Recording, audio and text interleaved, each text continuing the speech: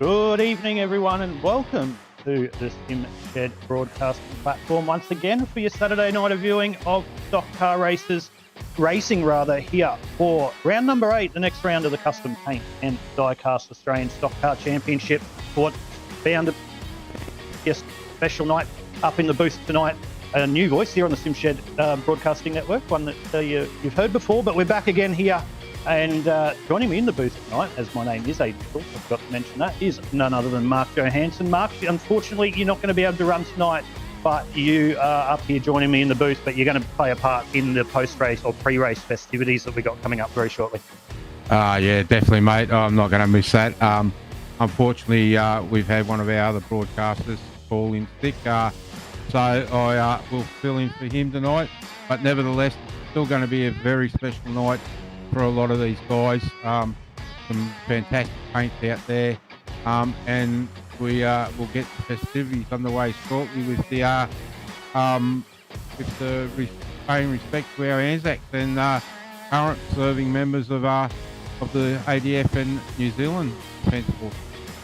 Yeah, very well said, mate, and looking forward to that on what is going to be a special night of racing here at Talladega Superspeedway. Before we go into the pre-race festivities and have a look at some of those brilliant liveries we got for the drivers, obviously representations from Australia and New Zealand, so we'll see that on track shortly. But we'll just quickly go through the track map and what the drivers are going to encounter tonight here around Talladega Superspeedway. So we'll just bring that up for you now. So, of course, the country is the USA. We are at Talladega, Alabama. Track length is 2.66 miles and 4 turns.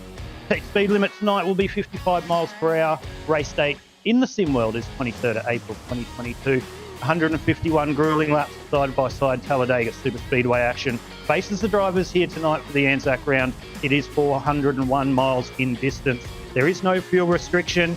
The fuel burn will be about 0.516 of a gallon a lap, which will make these drivers have between a 3 and a 4 stop race. 5 sets of tyres for the drivers tonight. Air temp 83 degrees Fahrenheit, track temp 124 degrees Fahrenheit, with the wind speed direction of 6 miles per hour from the southeast. Of course, you can see down the bottom there, I can hear Mark talking in my ear. The previous winner was none other than Mark Johansen himself. Unfortunately, not going to be able to try and back that one up tonight. The lap record is held by Tony Gagliardi with the lap time of 48.081. If we've got quick time before we jump across to the pre-race festivities, we'll bring up the championship points for you as we head into round number 8 tonight. So it is a big night tonight, but let's not forget there is a championship at stake as well. We're only round 8 of a very long season. This is how they stand at the top. It's New Zealand up the top. Ruben Phelps with 270 points. Edward Foster in second on 238 points. Was a change at the front last round out with Edward Foster getting an unfortunate disqualification and Ruben getting some points on Edward there. So we've seen a change at the top. Adam Malone from Southern Stars Esports Racing in third with 220. Toby Jordan with a good start to his campaign, sitting there in fourth place with 218 points. Wait till you see his livery tonight, ladies and gentlemen. Do it absolutely outstanding. Stephen Williams there from DPR in fifth, 210 points. And you'll see Darren McKenzie, Jamie Nankervis, Wayne Van Beon, Norman Clark and Adam Ariel rounding out your top 10 positions coming into round number 8 tonight.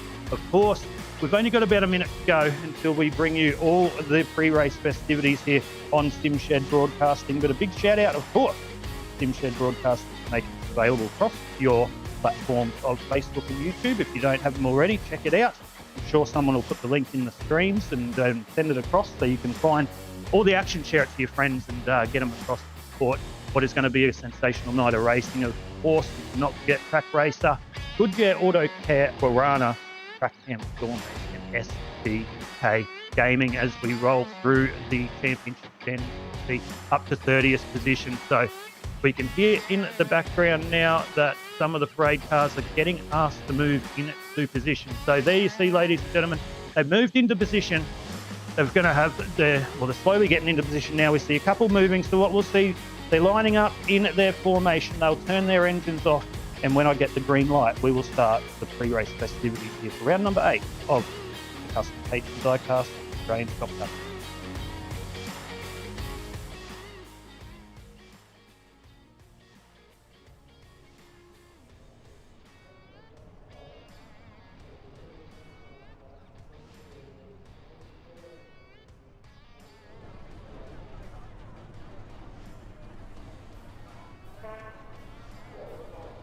As you can see, all the liveries there, ladies and gentlemen, the drivers from Australia and New Zealand out there on the exit to pit lane. We're just waiting for them all turn their engine off and I get the nod to start the pre-race festivities. Have a look at those liveries though. They're absolutely amazing. Mark, he's up in the booth with me at the moment. He's in the car at the front in the middle, one of the Australian representatives, and he deserves to be in the middle. He is the defending champion of this race this time last year. Unfortunately, not going to be able to defend it this time around. So, Mark, we're about to go into the pre-race festivities here on the broadcast, mate. I know you're the defending champion, but this is going to be a very proud moment for you tonight. Yeah, mate. Sorry, I've just taken a minute. Just like to thank all the boys for doing this. Thanks to you for turning up and helping out. Great night, and hope we can put on a great show for our spectators tonight. Mate, I'm sure you will, and I know you'll be supporting your team from up here in the booth. Mate, just give us a little bit of a background into your livery tonight before we run through some of the backgrounds of the others, as we've got about 3 minutes to go before we start the official pre-race activity. Yeah, mate. A lot of people may not know I'm ex-Navy Army.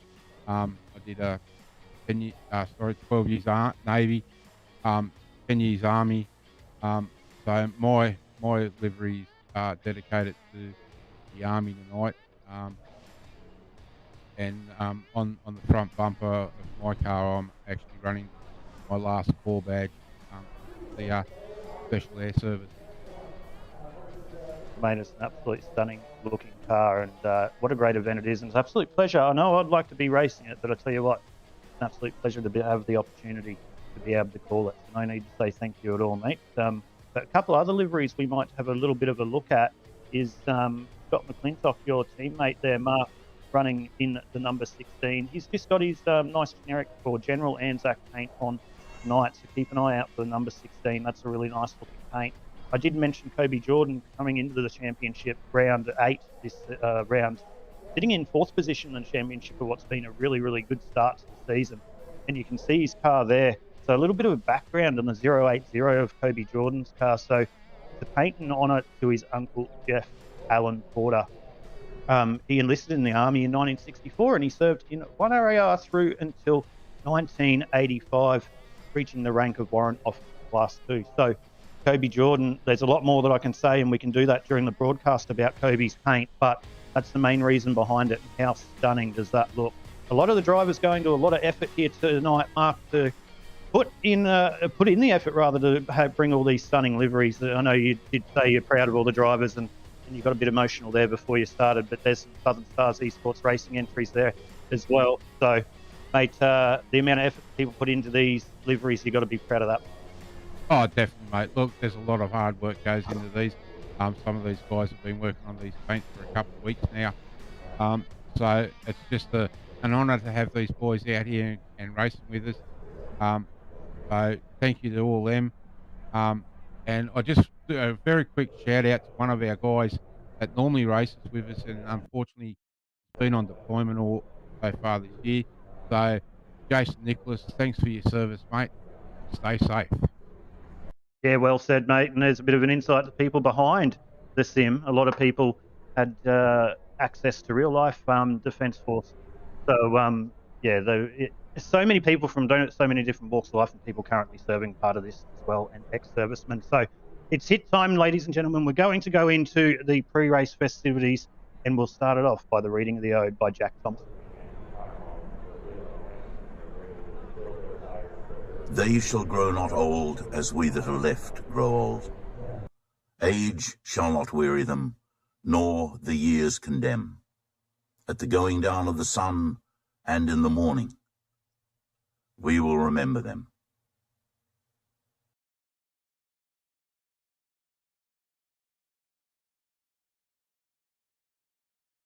Lest we forget.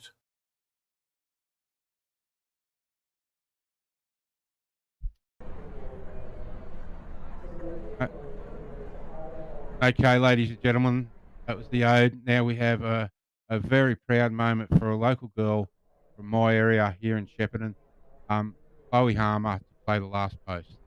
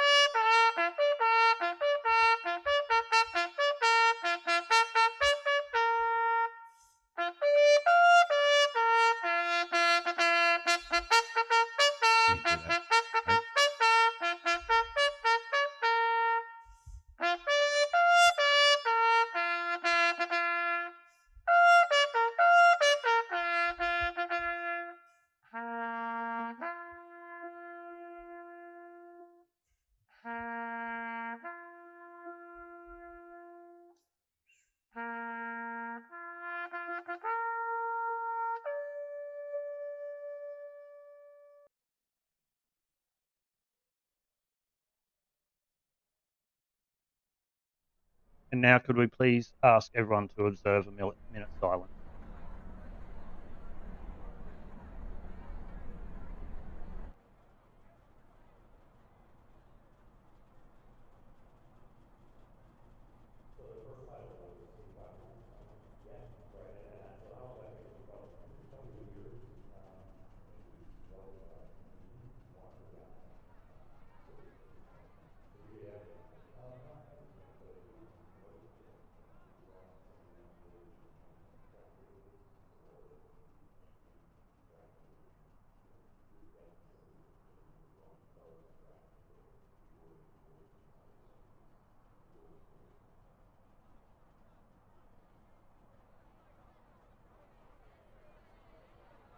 Thank you, ladies and gentlemen. Now we will have the playing of the rouse.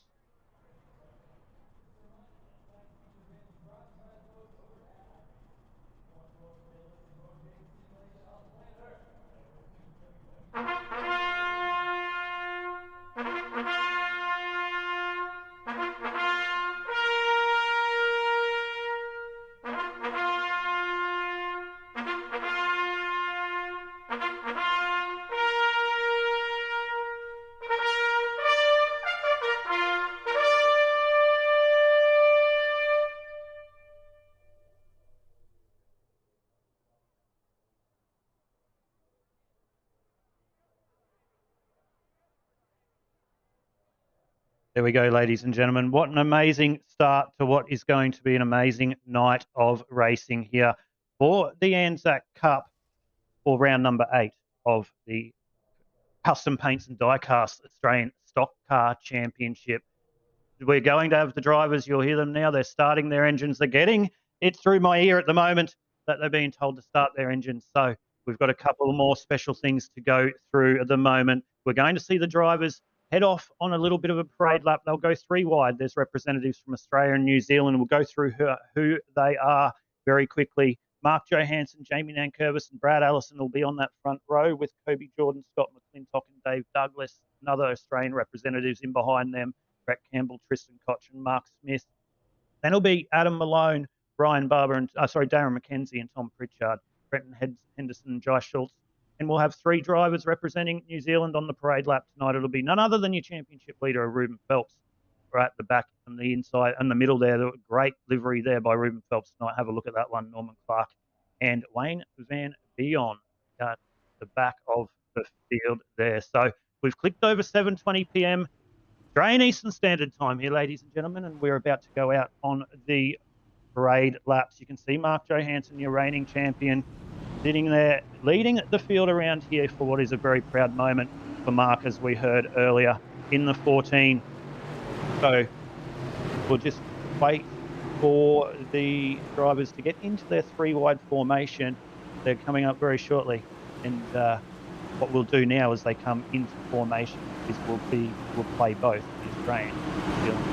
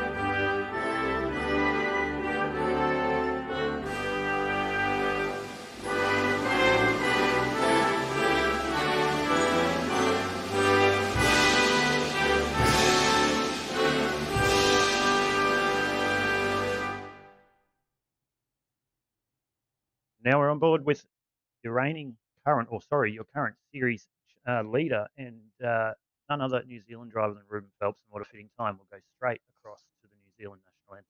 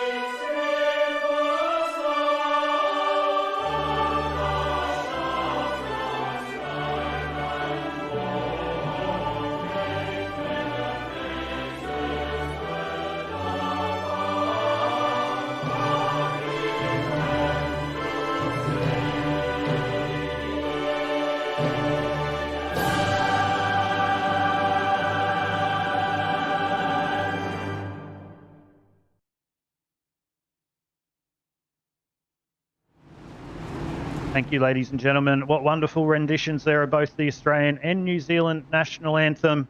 It's nearly, as they say over in America, and a famous man says, it's nearly boogity, boogity, boogity time here for round number 8.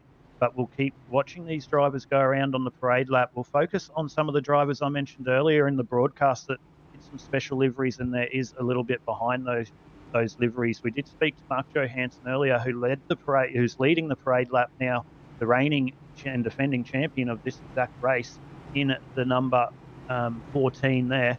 Stunning livery there by Mark. As he did say, he's running a paint for the Army with his corps badge on the front bumper. So hopefully we see that stay looking nice and pristine tonight. But Talladega Superspeedway, anything can happen. Of course, Brad Allison, the number 03, is running a paint for the Air Force. Brad spent 7 years service with the Australian Air Force Fleet East Hills Squadron. So Brad Allison there in the East Coast Motorsports number 03.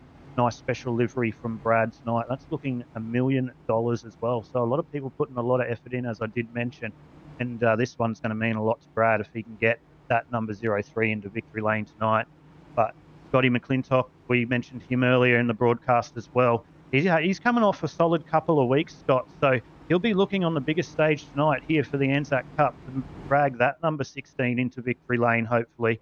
But he's just supporting the ANZAC spirit with a nice general ANZAC paint, so still took the effort to put one on. So good effort there by Scott Mcclintock. Hopefully we see him up into victory lane tonight, which would be a very, very big result for Scott. Dave Douglas, we mentioned him as well in the number 10. He's got a look how good that thing looks.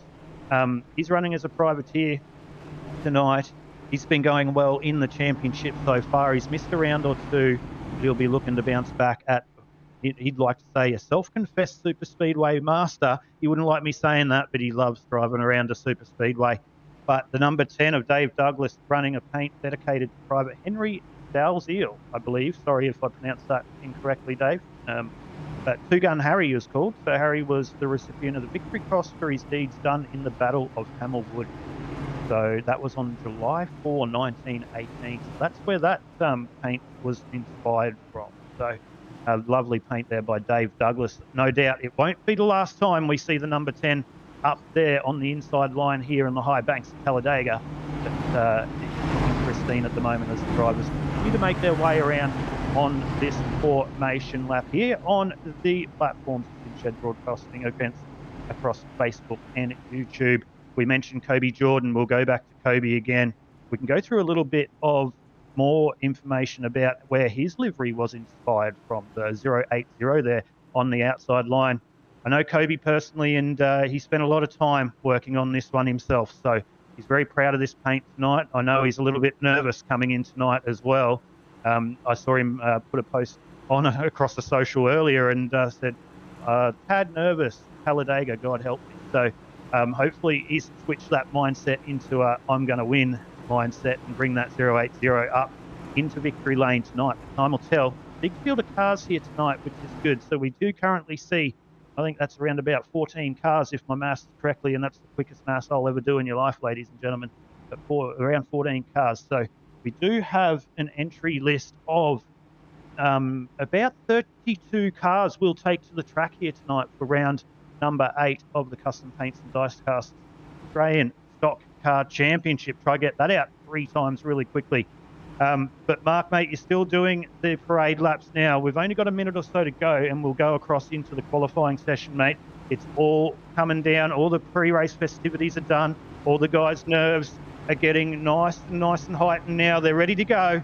They're going to see where they're going to put their cars in qualifying here for round number 8, mate. It's now go time. Yeah, it definitely is, mate. It's time to get nasty and bring the battle to the racetrack. Yeah, well, I'm sure we're going to see a lot of side-by-side door-banging action. That's what super speedways do bring. The new update on these next-gen cars have created a lot better battle pack racing here on the super speedways. So that's going to be good tonight because it's going to allow for 2-3 wide racing. I know there's a few guys out there tonight that don't mind putting their car up on the outside, and the number 10 of Dave Douglas would have to be one of those drivers right there, Mark, that you'd expect to see Dave Douglas at some stage making some of those 3 wide moves. Oh, definitely, mate. Look, I think the boys will just behave themselves and relax for the first 25% of the race, and then it'll be all on from there on. So expect some good fireworks, and we'll see what happens.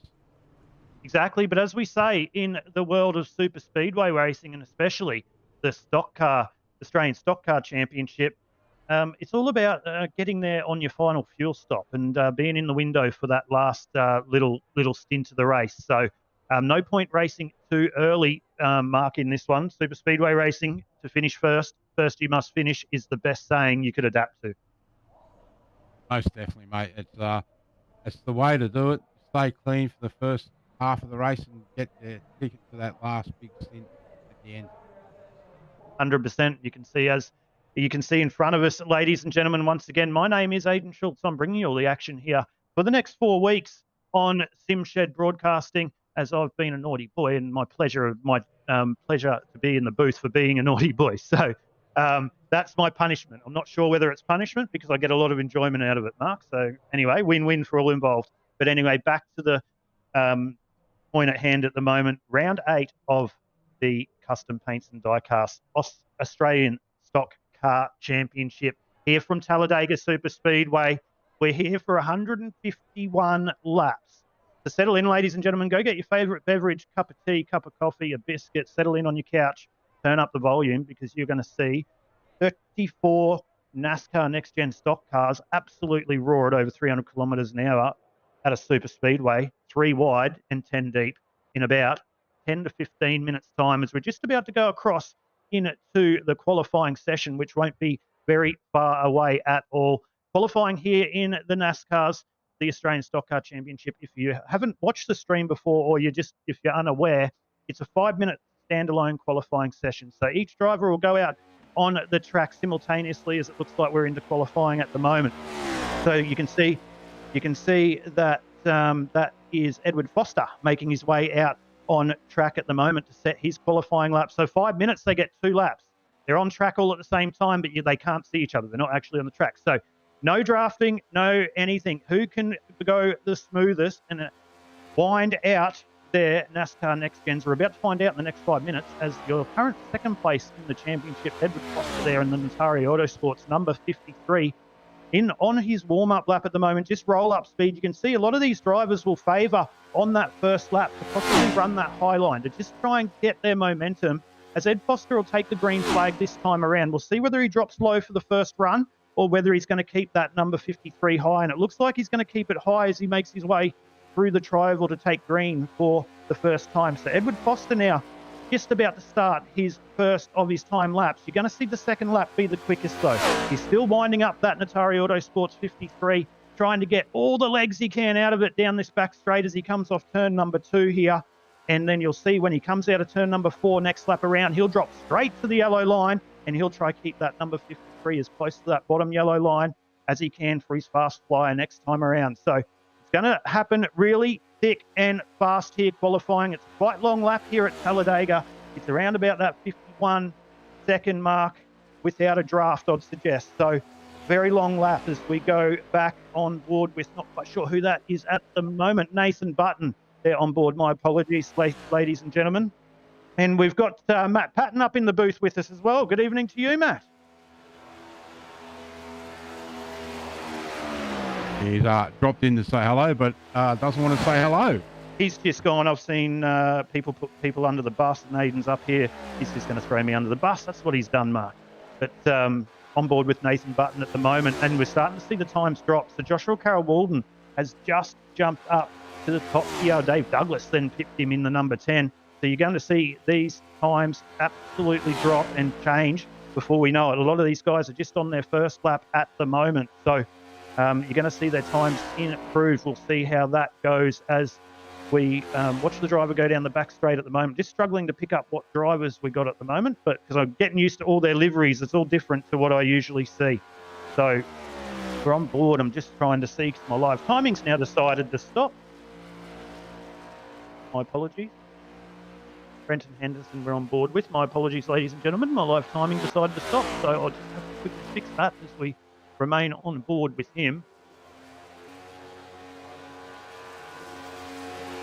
Not good at all, Mark.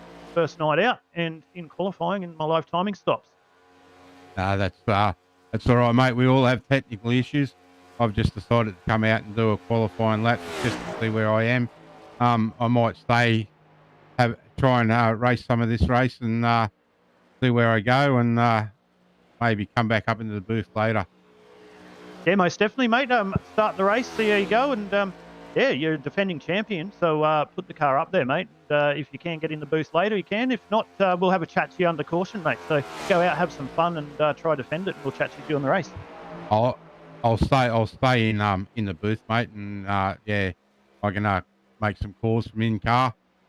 Excellent stuff. Well, Tom Pritchard's just gone to the top, ladies and gentlemen. We've gone under a minute to go.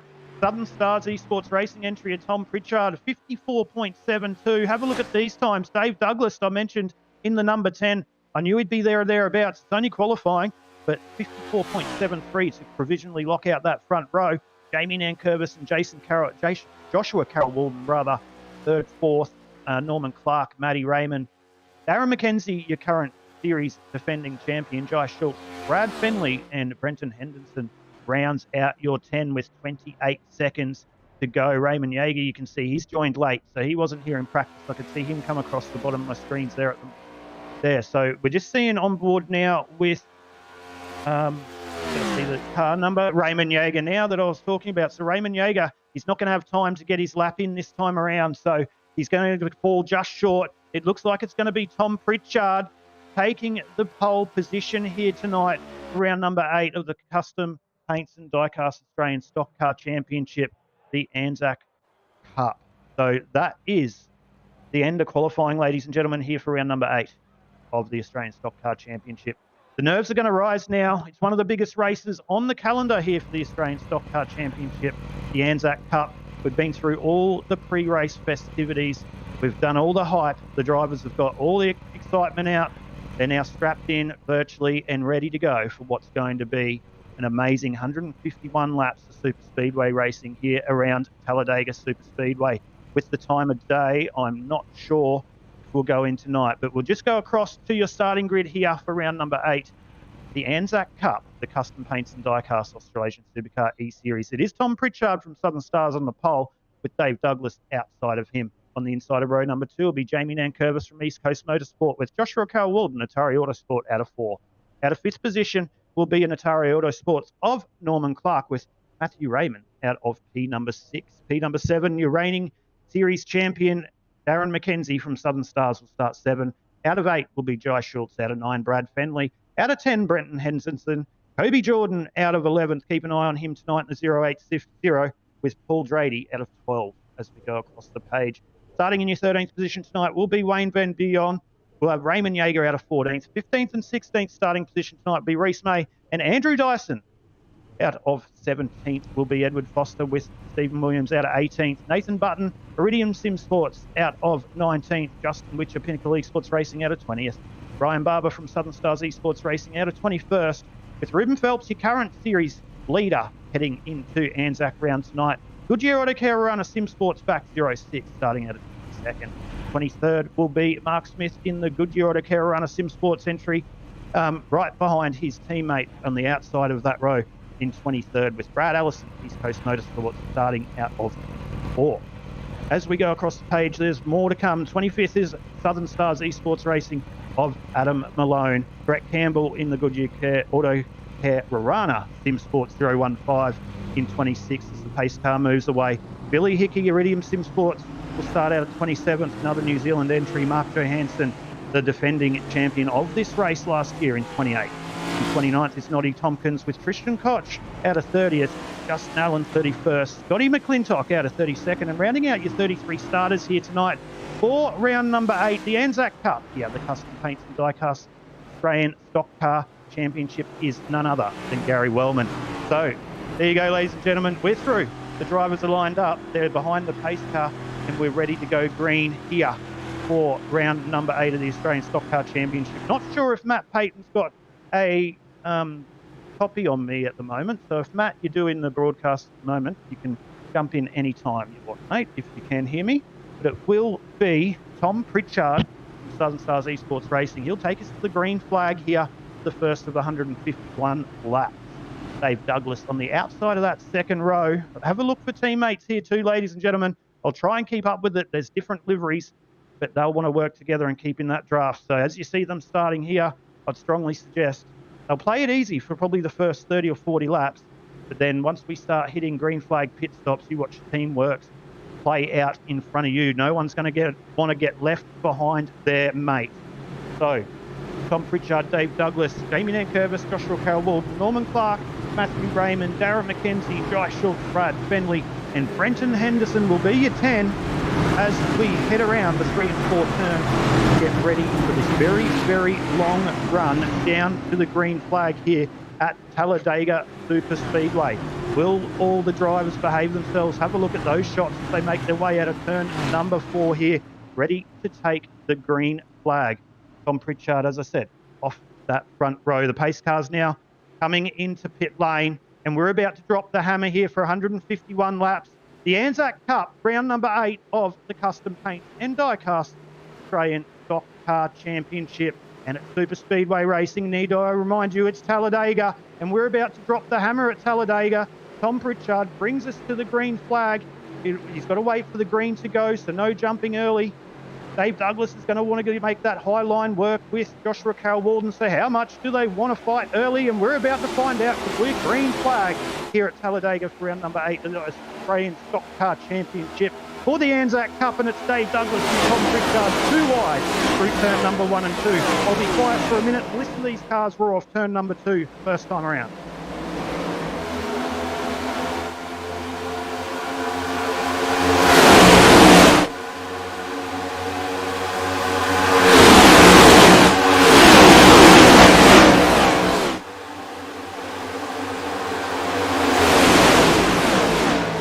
How good is that, ladies and gentlemen, as we see Dave Douglas and JCW, Joshua Carl-Walden, instantly through turn number 3 and 4. They got the overlap and got the jump past Tom Pritchard, and at their first available opportunity, they have dropped the inside line. So it'll be the number 10 of Dave Douglas leading us across the strike for the first time under race conditions tonight, with Joshua Carl-Walden and Tom Pritchard in that bottom line behind him. Matty Raymond, he loves the super speedway. He's trying to get that high line to work at the moment too. So this is where I said where they've done these updates lately and they've changed how they're able to race 2 or 3 wide. You'll see they try and use the side draft a lot. They probably won't do that much that early in this race, I would suggest. A little bit too risky, but as the race goes on, that side draft is going to be massive as we're sitting in behind, just in front of the windscreen, on top of the roof there of Joshua Carroll-Walden. This is what it looks like. This is what it looks like behind your leader of Dave Douglas, running on a super speedway here at Talladega Superspeedway.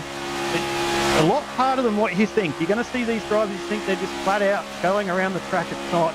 They've rolling off the throttle, slowly riding the brake, trying not to get into the back of the person as much as possible, because the concertina effect here at Talladega Superspeedway, or any super speedway for that reason, it definitely creates some big crashes. Hopefully we don't see that, as we are now lap 3 of 151. Settle yourselves in, a long way to go. We'll have a look at some of the movers and shakers. There wouldn't have been too many at the moment. Just having a look, hasn't seemed to updated that, but it is still, you can see that bottom line is slowly just ever so creeping away from that top line of Matthew Raymond. So only early in this stint, but we're 4 laps now into 151. They're going to try on that outside line. This is where you want to try early, just to see where you're strong and where you're weak on the super speedway. Set yourself up for later on in the race. Looks like Matty Raymond's just going to persist there up on the outside line. There's nowhere really for him to go, as the big train on the inside line's just slowly working their way through. So don't be surprised we see that outside line just drop backwards a little bit here, because also running in the front of these trains, you use a lot more fuel than the drivers in behind you, which means you're going to have to pit earlier. And if you don't have a teammate willing to pit a lap or 2 earlier than what he would, that's been in the draft the whole stint, then you're coming out by yourself and you're losing a second and a half a lap to anybody that is in a draft. So that is where the games come into this, ladies and gentlemen, and that's under green flag conditions. We throw cautions into this, which no doubt we're going to see tonight here as they're about to cross the line for the 5th time of asking tonight. It still is Dave Douglas, but cautions are definitely going to play a part in this, so there's strategy as well. Tyres don't really play a part here on the super speedways. If we have full green flag racing to the end, they will not take tyres. They will just take fuel.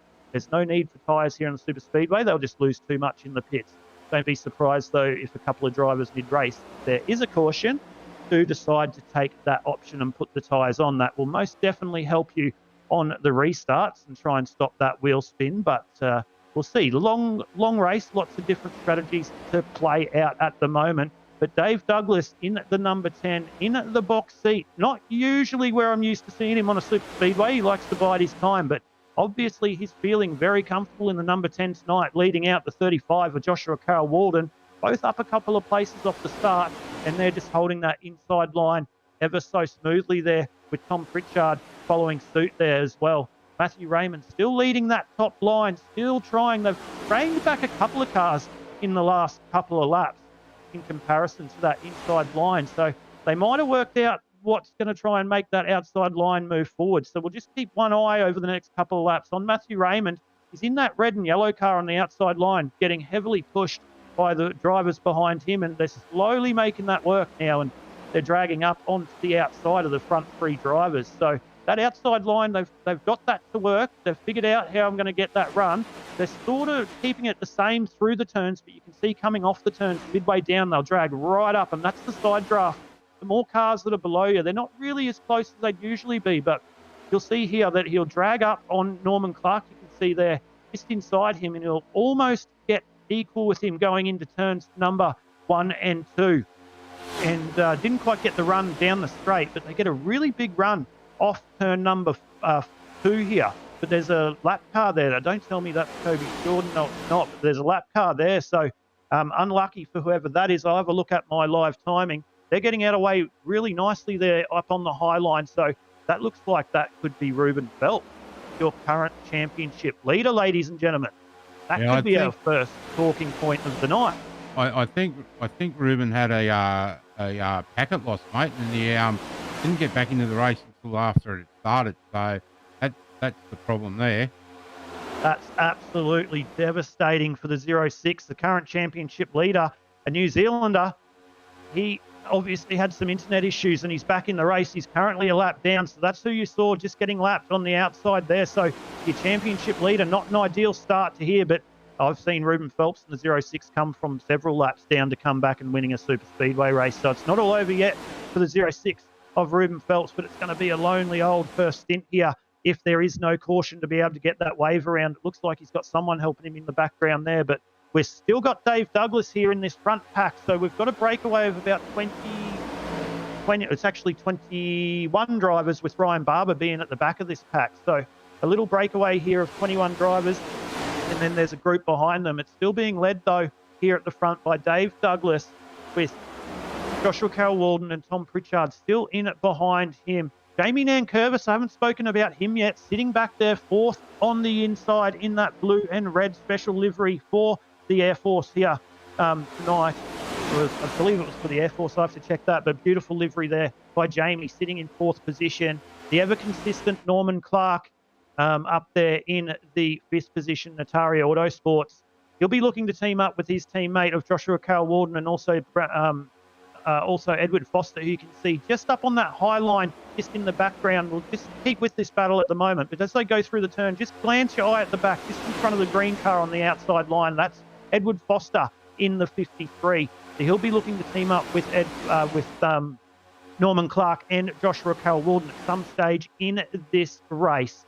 9 laps of 151. It is still Dave Douglas and Joshua Carroll-Walden as they come across the line. We're about to take lap number 10. But I'll tell you what, Aidan, for someone that doesn't like super speedways, he always seems to be up there at the front at the early stages. And he was unlucky on Thursday night in the ANZAC race. He just had to take too much fuel on that last stop. That dropped him right back to the back of the pack.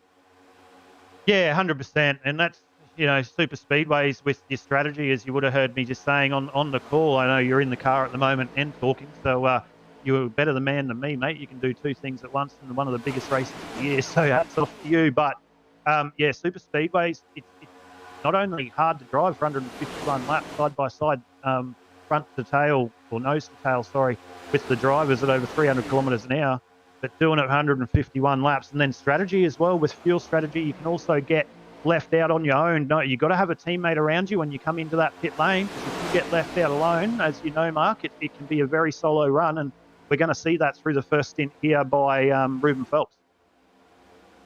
Yeah, definitely. You need your teammates here on the super speedways. We go to 3 of them through the year, and teammates play such an important role. They definitely do, mate. I won't cross to you many more times, mate. I know you're up there trying to battle here at the moment, sitting down in the 24th position. Similar story to last year, long way to go, and we saw you come away with the win. So we'll let you concentrate as we go across to the battle here. That's being led by Nathan Button, I believe, in the 167, if I remember from liveries. So hopefully I got that nailed. Nathan Button there. Yeah, it is, because he's got... no, it's not. Because Nathan Button's got Stephen Williams behind him, so I got that wrong again.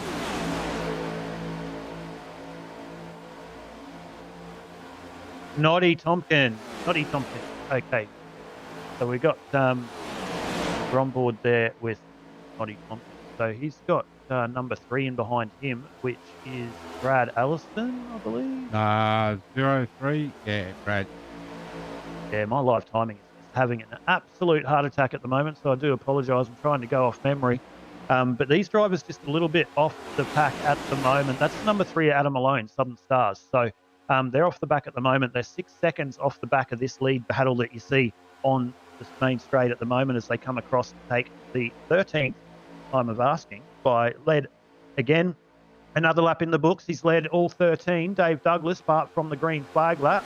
And he's still leading the way over Joshua Carroll-Walden. We're seeing that outside line start to wind up again. It looks like they're wanting to have another go to see whether they can make that work. You saw the last 4 or 5 laps. Matthew Raymond, apologies for the little nicknames. They're on the outside line, just sort of dropped back, and now they're slowly pushing forward. Looks like they're trying to move up and see whether they can make it work. So we'll see what happens over the next couple of laps as they make their way through turns number 3 and 4. Matthew Raymond nearly up beside Jamie Nankervis. So last time we were having a look at that outside line. He was only getting up next to Norman Clark in the green and white Notari Autosports car. Now he was just half a lap ago dragging up next to Jamie Nankervis, so trying really hard to get that outside line working. He just needs a little bit more help there from the drivers following him, but we'll see what happens as that inside line just pulls away a little bit over Matthew Raymond again, being led by Mr. Dave Douglas at the moment. So we'll see whether these drivers want to swap it up at all, though. Dave Douglas and Joshua Carl-Walden are not teammates, so they'll work together as much as they can, but when the gloves are off, the gloves are off. So Joshua Carl-Walden is not going to want to lead this race by any stretch of the imagination. He'll let Dave use all the fuel and pretty much set the pace for the field. So it's a little bit of the calm before the storm. 14 of 151. All the drivers very relatively well behaved at the moment. We've gone caution free for 14 of 151 super speedway races here at Talladega for round number 8, the ANZAC Cup, the Australian Stockcar Championship. We're just on board with your leader of Dave Douglas, as I'm getting all tied up with my words, of Dave Douglas. So we'll go through your top 20 as they stand on track. We'll keep on board with this battle at the front, but your top 20 is Dave Douglas, as we've just said, in the number 10. Joshua Carl-Walden there in second. Tom Pritchard in third, after starting off the pole position, just dropping back a couple of places to be second back on that inside line there, the number 6 of Tom Pritchard. Jamie Nankervis, he's down one spot on his starting position, but up there in fourth position, in behind Tom Pritchard, who you can see Jamie in that blue and red car, as we've mentioned. Norman Clark out of New Zealand in the 09 Notari Autosports. He's down there on that inside line, fifth back in the green and white car. Matthew Raymond, he's the first of the pioneers up on that outside line in the red and yellow car. He's currently sitting in. He's just jumped up into the fifth position as he overlaps on the outside. That'll change. Guy Schultz up one spot. He's in the seventh position as well. He's in the number 27. He's having a little bit of a battle with Darren McKenzie, your current reigning champion of the Custom Paints and Diecast Australian Stock Car Championship. He's in 8th position. Brenton Henderson is in 9th. And Brad Fenley rounds out your 10. We'll keep going down so we can see where your favourite driver is. You've got the tower on the left-hand side where you can see the acronyms, but we'll go across to 11th position. It is still Dave Douglas leading the way, 16 of 151. In the 10th and 11th position, 11th position is Paul Drady. He's having a battle with Kobe Jordan and Andrew Dyson, who's in 12th and 13th. Wayne Van Bion there in 14th. Edward Foster, he's up 2 spots after a pretty lowly qualifying position from Ed standards in 17th. He's currently sitting in 15th. Reese May in 16th. 17th position is Justin Witcher. Raymond Yeager in 18th. 19th is Nathan Button. And rounding out your 20 at the moment is the DPR Simrigs.com entry of Stephen Williams, as Matthew Raymond's still really trying to get that outside line to work. I know he's got nowhere to go and he's sort of just sitting there.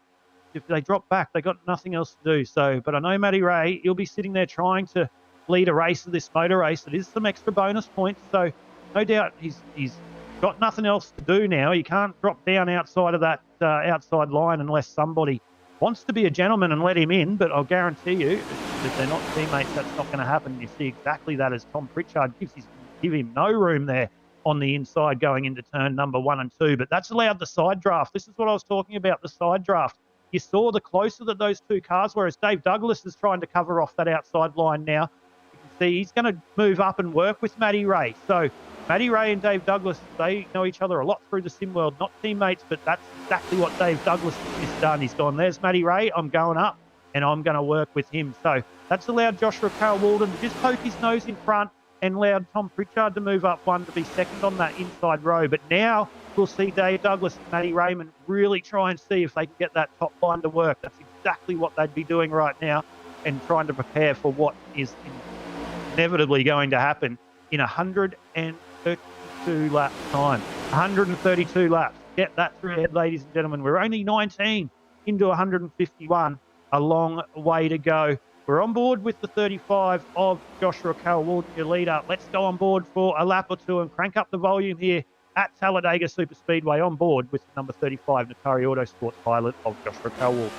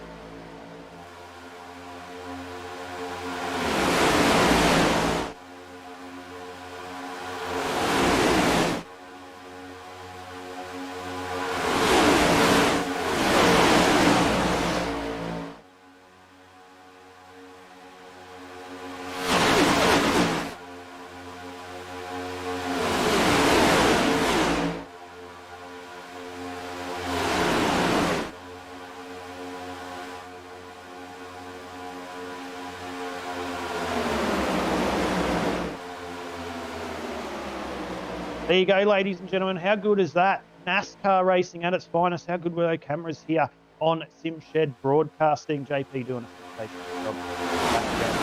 That was on board. And Western 35 Natari Autosports pilot, the current leader here, 22 laps into 161. That is none other than Joshua Carroll Walden. But some great shots there. Seeing these cars absolutely fly around at over 300 kilometres an hour, side by side here at Talladega Super Speedway. But while it settles down a little bit, ladies and gentlemen, let's go across and I'll talk to you a little bit about the Talladega Super Speedway. So those of you that are diehard tragic to NASCAR and speedway racing, as they say, or oval racing, tuning in here on SimShed Broadcasting, you'll love all this. If you're not quite sure about it, we'll just go through it anyway. So some of this information, this track's got a lot of history on it. And, many good battles have been made or run and won here or lost here at Talladega Super Speedway. So the track is actually located on the former Anniston Air Force Base, miles northeast of Talladega. So the ground was actually broken on the 23rd of May 1968. So quite old. It took them a while to build though, because they didn't actually open it until September 13, 1969, and that was the cost of $4 million US. To give you a little bit of example of that, that's 5.5 million Australian dollars in 1969. So not a cheap track to build by any stretch of imagination. But it was originally built under the name of Alabama International Motor Speedway. So you can see it now, it's Talladega Super Speedway. That actually changed in 1989 to what it is today. You see the footy stadiums here in Australia. Our largest, I believe, is the MCG that holds about 112,000 people capacity. Capacity of the Talladega Super Speedway, it depends on its configuration, but in the configuration you see tonight, in the Super Speedway configuration, it can hold 175,000 people. So that is giving you an indication of the size of this venue. In the real world, of course, it's here in a simulation tonight, but it still gives you that feeling as all those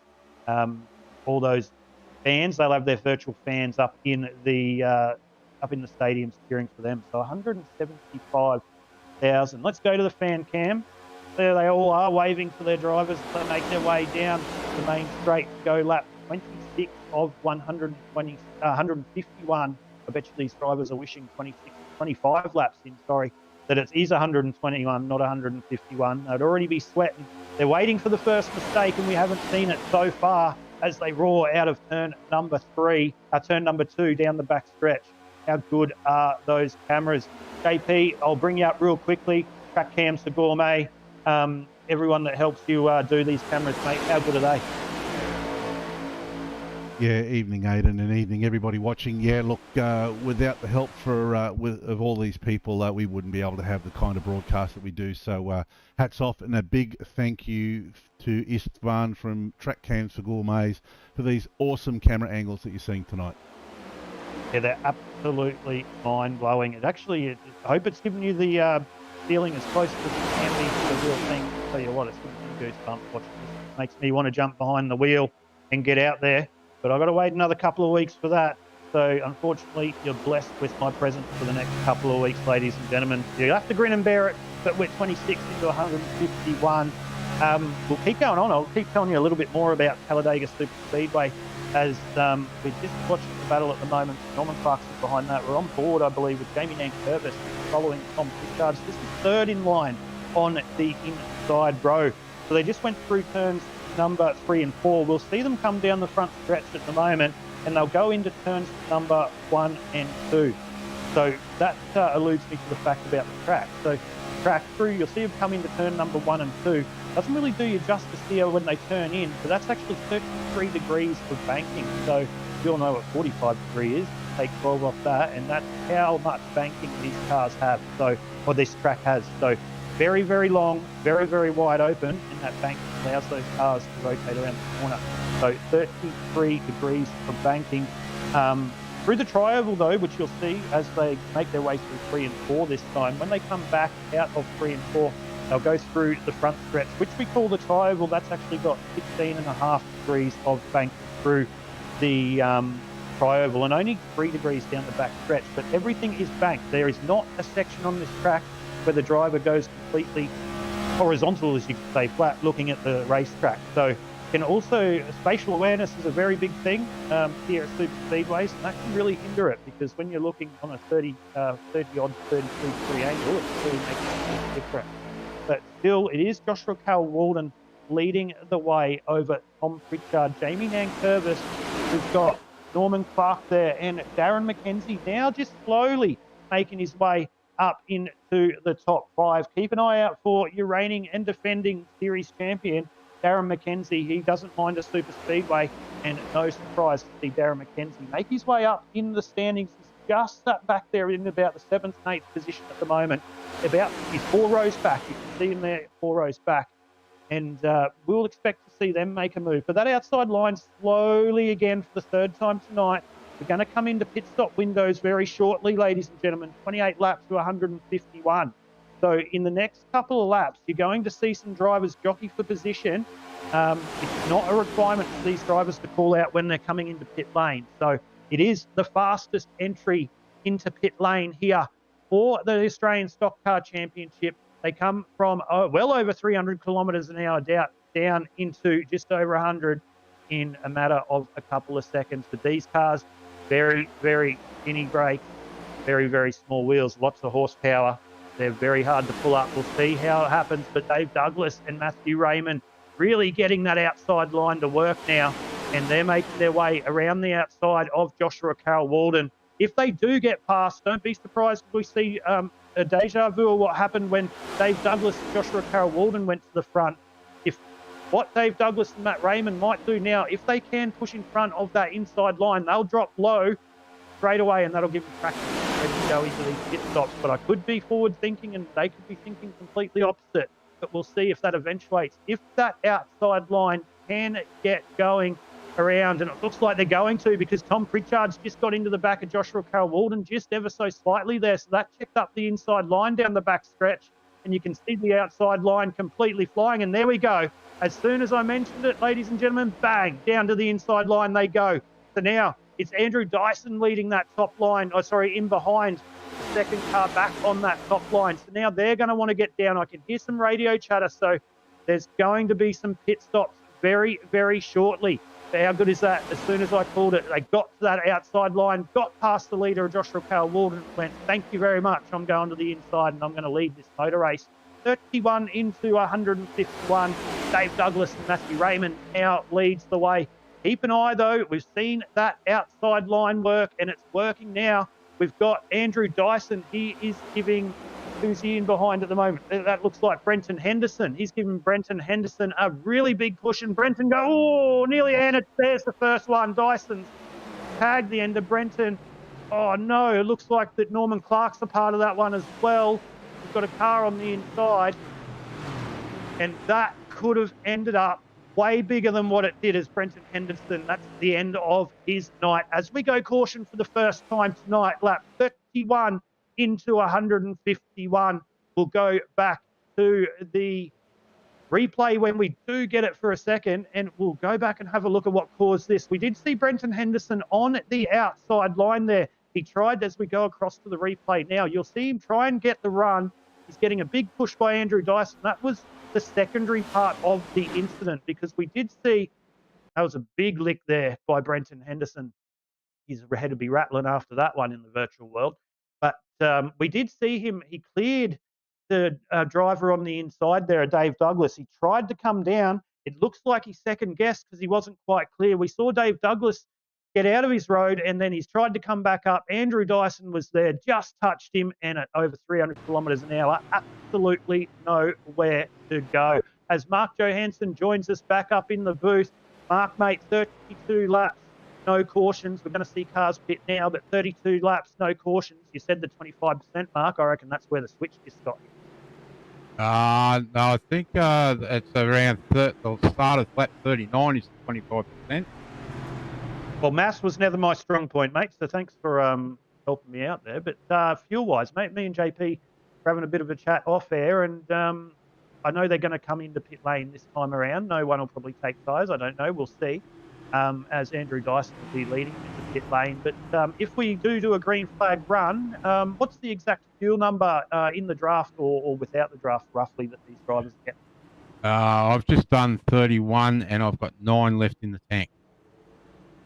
Yep. So we're looking at around about the 38 mark, I'd suggest, if you're not in a draft, 37, 38. So round about there, all depends where you are on track. So we'll be able to break that down as the race does go on. But Mark, mate, 32 laps, no cautions, allows you to catch back up to the group now, reset and go again. No strain to this as the reigning champion of this exact event. But you're doing a bit of double duties tonight, which I do help. I do appreciate just jumping up and having a chat every now and again as the race at pit road now happens. Mate, how's your race playing out at the moment? Very quiet one. Just chilling out at the back, sort of waiting for your moment, mate. Yeah, just waiting, mate.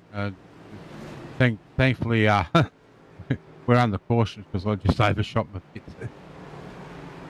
Well, I won't talk to you any longer. We might actually pick a driver. Well, I might actually. I'll just look where they are on track. That's going to help Ruben Phelps. So now's the time, while they're under caution, we'll bring up Ruben Phelps into the broadcast booth and have a chat with him, your current series leader, and see what he has to say. So we've brought Ruben Phelps. Ruben, we'll just let you get into pit lane. My apologies. How's it going? Yeah, good, mate. Sorry that we got a really bad timing there to bring you on board as you were just going into your pit box. But, mate, 06 out of New Zealand, I bet you devastated. A little bit of internet issues before you come into the server tonight and didn't quite be able to get the grid. But, mate, that caution couldn't have fell at a better time coming into green flag pit stops, get that lap back and get that 06 back into contention at the end of this one. Yeah, no, I'm actually using a VR tonight, so that was actually what caused me the problem. A menu came up that I had to close off, and it closed everything else off. So I just ended up losing a lap from that. But other than that, I'm happy for that caution and get my lap back, so I'm right back into it. Yeah, definitely. All your teammates still in it after that unfortunate incident there with Brenton Henderson and Andrew Dyson. Obviously, you'll be working with those guys. But coming into round number 8 tonight, so not only is a special night being the ANZAC Cup, but leading the championship coming to round number 8 after a DQ from your championship antagonist at the moment, where it is a very long season, long way to go. But Edward Foster got the best night from the last round out, and that's allowed you to come in with a pretty commanding lead into round number 8. But as we always say, Super Speedway race is never over till it's over. Yeah, for sure. It's quite nice to have a nice, I think, like 32-point lead. So I think just got to show up every race and just score points, and who knows what the end of the year brings. But at this point, I'm just trying to get through every race and look after it. Well, mate, we thank you for joining me up here in the broadcast booth. The lights are out on the pace car. A little bit of a shout out to your personal sponsors there, mate, before we let you get into it. Well, I've got a shout out for Mark and all the ANZAC support, and obviously ANZAC Day with all the NZ and Australian forces who served back many, many years ago. And of course, I've got to shout out the Goodyear boys for putting on a good show. Brad and Jamie for their efforts, and of course Shimshed Broadcasting for doing everything they could do for the league. And of course I painted up the ANZAC schemes for tonight, so pretty happy with how they turned out. Yeah, they look great, mate, but we're about to go green. We thank you for your time here on Shimshed Broadcasting for round 8 of the Australian Stockcar Championship, mate. But best of luck. Hopefully we're talking to you up here in the booth at the end of this one. Yeah, I hope so too. Thank you. Well, there you go, ladies and gentlemen. Your current championship leader coming into tonight, Ruben Phelps. He's got his lead back. How good is that for him to make himself available here on Shimshed Broadcasting for round number 8 of the Australian Stock Car Championship, brought to you by Custom Paints and Diecast. We're going green for the second time tonight, 34 of 151, and we have a new leader. Andrew Dyson will take us to the green flag. He can go any time that all 4 wheels of this pace car are underneath the yellow. So he'll wait for that, and now the field is in Andrew Dyson's hands. Edward Foster, on the outside of that front row. Ed Foster with a great pit stop there. He's made his way up into second place. We're about to go green. We'll wait for it to go green. Dave Douglas on the inside of that second row with Matthew Raymond on the outside of the second row next to him. Then we have Guy Schultz and Joshua Carroll-Walden. They will maintain that third row. And then we have Tom Pritchard and Stephen Williams, Joshua Carroll-Walden as well there. So we're green flag. Andrew Dyson drops the hammer. And with 35 into 151, Matthew Raymond giving Ed Foster a big push on that outside line into turn number 1 and 2. So will they behave themselves? It's given them a little bit of time to retighten those virtual belts, take a couple of deep breaths and get ready to go back into battle. Are they going to take it nice and smoothly as we saw for the first 33 laps of this one? Time will tell in the next couple of laps. Dave Douglas giving Andrew Dyson a big push down the back straight there as Edward Foster just jumped first opportunity, jumped straight down in behind Andrew Dyson, and that gives the lead to the outside line back to that familiar 83 of Matty Raymond. It's the place where he's been pretty much all night tonight, is leading that outside line, and he's going to do it once again as he makes his way across the strike here for now the 36th time of 151. So really getting that outside line to work, Matthew Raymond. We did see them have 3 or 4 goes at it in that last green flag stick. So let's see if they've learned something. And we've got a little bit of information here, I believe, coming through, mate. Yeah, look, a little bit of interesting bit of information here. Ed Foster and Andrew Dyson really played their cards well with their last pit stop. That pit lane transit for them, Ed Foster was a 39.85, Andrew Dyson a 39.5, Dave Douglas was a 42.88, and everybody else was either in the 40s or 50s. So they've either short-fueled a little bit, but they've played their cards really well to get back out to where they are. Yeah, well, I think you're very, very observant there, JP. I think what you've seen there is the difference between taking tyres and not taking tyres. So I'd strongly suggest that the likes of Edward Foster and Andrew Dyson, those drivers, they possibly didn't take tyres if there's a 30-second different, unless it's a 40-second stop and hold and they didn't get to take fuel. But that could be the difference in time there. But it's definitely changed the way and the dynamics of this motor race at the front at the moment. So Edward Foster, second place in your championship at the moment, the 53. He's called the godfather of stock car racing, and he is for a reason. He is absolutely amazing when it comes to dragging these cars around these racetracks. I'll tell you what, though, you'll be the first to admit he does not like super speedway racing in the slightest. So the 53 Edward Foster leading the way at the moment is probably in the safest place to be, leading the way over DPRsimrigs.com of Andrew Dyson there in second spot. No mug either. Andrew Dyson going very, very well in the stock car scenes over the last 12 months, taking several wins, several podiums, and being a force in every single race he has entered. And we're seeing that again tonight, 38 into 151. As it is Edward Foster, Andrew Dyson, Dave Douglas is still there inside third row. In the 10, Matthew Raymond, Joshua Carroll-Walden, Guy Schultz, Stephen Williams, Tom Pritchard, Jamie Nankervis, and Norman Clark rounding out your 10. As the field has pretty much all stayed together. There's just one car dropping off the back at the moment on the but they've all pretty much stayed together. So no gaps breaking in this very large field in this early on in this green flag stick. So a little bit of a different, as I said, dynamics to how this is playing out. 38 into 151. We'll tick over 40 in just 2 laps. Now as we've just gone 39, that outside line still very, very persistent, trying to get that to work. We can see if they have the right help, they can get that to work, and it just makes the inside lane stand still. So as this race gets further on, you'll see them use that side draft even more and more. And what I mean by side draft, that top line will come down on right next to that inside line, and what that pretty much does is it puts a handbrake on that inside line with the airflow. So what it does, it disturbs the side airflow on the right hand side of the cars on the inside, and it's just like putting a handbrake on the car. But that is flaunt with caution, because if you get too close and there's a little bit of an incident and you end up getting a little bit loose, you've got about 25 roaring NASCARs in behind you that need to figure out that's going on. And that's why we so often see the big one here at Super Speedway Racing. We haven't seen it tonight. Brenton Henderson, obviously a little bit of an incident, not the way he wanted his night to start, but there was no harm, no foul with that one. We move on.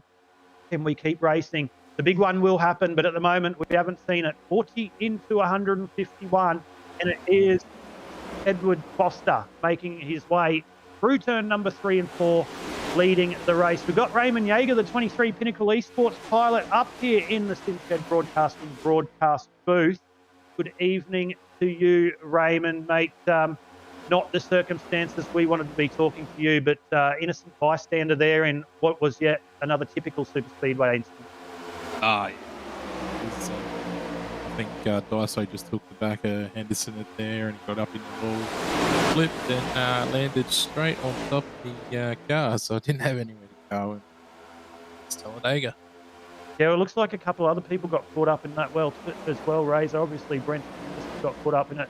I believe Gary Wellman was out a little bit earlier than that. He might have been caught up in it as well. We did see a green and white car caught up in something. I called it live as Norman Clark. Looks like that was Gary Wellman from Voice. I think Gary dropped the air couple of exactly. But yeah, that's from what I sort of saw on that. But looked like Hendo just came down into the bottom lane in front of Dave. He came back up for some reason, and also just go out a run on the right rear. And Hendo went into the wall, and on top of me, it's not done for us. It's disappointing in the biggest race of the year. Yeah, especially being the biggest race of the year. Not good to be out that early, but either or, I bet you're proud to be a part of it, mate. Some stunning liveries out there, and have racing guys out there.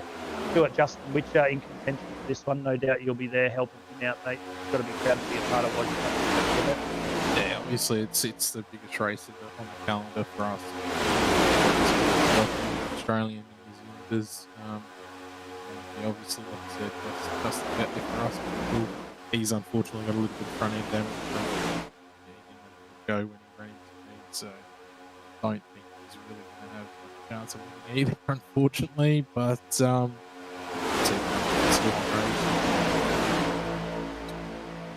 Well, he's still back there in the train, so he hasn't lost the train yet, so it doesn't think he's doing too much. But Raymond, before we let you go, mate, big shout out to those sponsors and everyone on that car, or the 23 Nickel Esports entry, mate. Yeah, look, we got the Sim Racing Edge on board. They setups for we got Witcher Electrics as well. And Australasian Supercar series as well as on the car. So obviously they help us out. Those make racing. No worries, mate. Well, really quickly, before we let you go, I'd ask you, any chance of getting the 23 back out on track to try and get the points, or is that not over? Oh, look, mate, there's no real point. We had half hour for the engine replacement, and obviously, there's no real. No worries at all, mate. Well, no doubt we'll see you back out for round number 9, but Raymond Yeager, 23, Pinnacle Esports pilot, thanks for your time, mate. We'll let you jump back up and help your teammate Justin Witcher, and hopefully see at least one of your cars up in 3 lanes tonight. Yeah, geez, we'll be back for sure, and get this thing back up on the podium. No worries at all, mate. Well, there you go, ladies and gentlemen. The 23 Pinnacle Esports entry, Raymond Yeager, not the night that he would have wanted tonight, not the start to his night here for what is the biggest race on the calendar here for the Custom Paints and Diecast Australian Stockcar Championship. And it's still being led, though, by Edward Foster there on the inside line there. He's got Andrew Dyson. So they're still staying 1, 2, 3. Edward Foster, Andrew Dyson, and Dave Douglas. While we're on board with Edward Foster, will give me a chance to catch my breath, go grab a drink. Let's crank up the volume. On board with 53 Natari Autosports pilot, leading the way over Andrew Dyson, and enjoy these NASCAR Next Gen Cup cars around Talladega Superspeedway once again here on Simshed Broadcasting.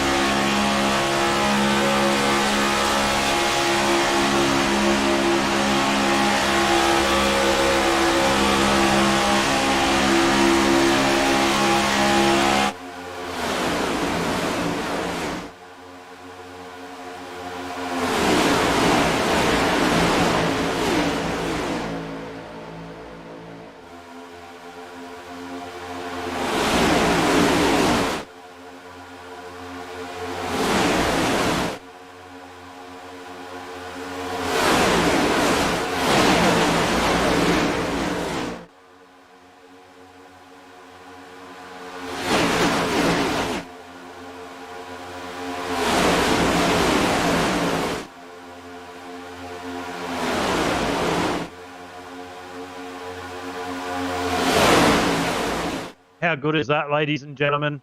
Here on the platform forms, rather, put my teeth in, of NZ broadcasting across Facebook and YouTube, the Australian Stockcar Championship. You're on board with the leader at the time of the Ontario Sports driver of Edward Foster. But we saw that outside line get a really good run there. It was led by Joshua Carl-Walden and Matthew Raymond, and at their first opportunity, they jumped straight down in front of Edward Foster. So that's now put Edward Foster into the fuel-saving position, although if there is an incident, he's in a place to be caught up in it, but free back is a lot better than being deep in the field, as we see three drivers going really low below the yellow there going, I don't want a part of this, I'm going to the back. That outside line's now broken up a little bit, so looks like I think Dyson or someone was leading that outside line, and now he's left Jamie Nankervis leading that one. So Andrew Dyson dropped down to that inside line behind Edward Foster. Dave Douglas now moving up into that outside line. We also see Noddy Tompkins there as well. We haven't seen Noddy Tompkins a lot tonight, so he's Matthew Raymond's teammate. He's slowly making his way up on that outside line, trying to possibly catch up with Matthew Raymond and to try and get his car in a position. It is a little bit status quo at the moment, just a little bit of jockeying for positions, but now we're seeing this front group of four just extending their legs. They're going to get caught down the back stretch, I'd suggest. But you can see how quickly, if it gets broken up, Andrew Dyson's he will range up onto the back of Edward Foster with the help that he has on the inside line. But we're going to see that outside line of Jamie Nankervis and Noddy Tompkins. They're really going to hemorrhage spots here around 3 and 4, as it's really broken up there on the high line and it's got a lot shorter. So you can see now it's a lot harder for them to drag up on the outside, as Jamie Nankervis thought the better of it, and he's gone down in behind Scott McClintock, and he's now got out of that outside line, and this inside line's pushing really hard. They've got a little bit of a gap there. I bet you Jamie's looking in his mirror and going, come on, please, can I just get that second gap? But it looks like they're going to just stay in that draft. It's about a second, and then you'll see it's second 1.3 seconds, and you'll see it really being a struggle to catch up to the draft of the car in front. Not quite at that moment yet, as on board there with Edward Foster still coming through turns number 3 and 4. He's really in the perfect spot, him and Andrew Dyson and Matthew Raymond at the moment, sitting 3rd, 4th, 5th back on that inside line. I'll just be watching what Stephen Williams and Joshua Carl-Walden are doing at the front. They'll keep one eye on that high line, just in the background. The car getting loose there on the inside line, and another lap car there, just getting out of the way down through the tri-oval for the 51st time. That looks like that was Justin Allen just getting out of the way there on the outside line. So it still is Stephen Williams leading the way over Joshua Carl-Walden, Matthew Raymond, Edward Foster, and Andrew Dyson, your top 5. Scotty Mcclintock, 26 spots up, if you don't mind, 52 into 151, started out of 32nd, currently in 6th position. So here's the 6th car there on the inside line you'll see as they come through.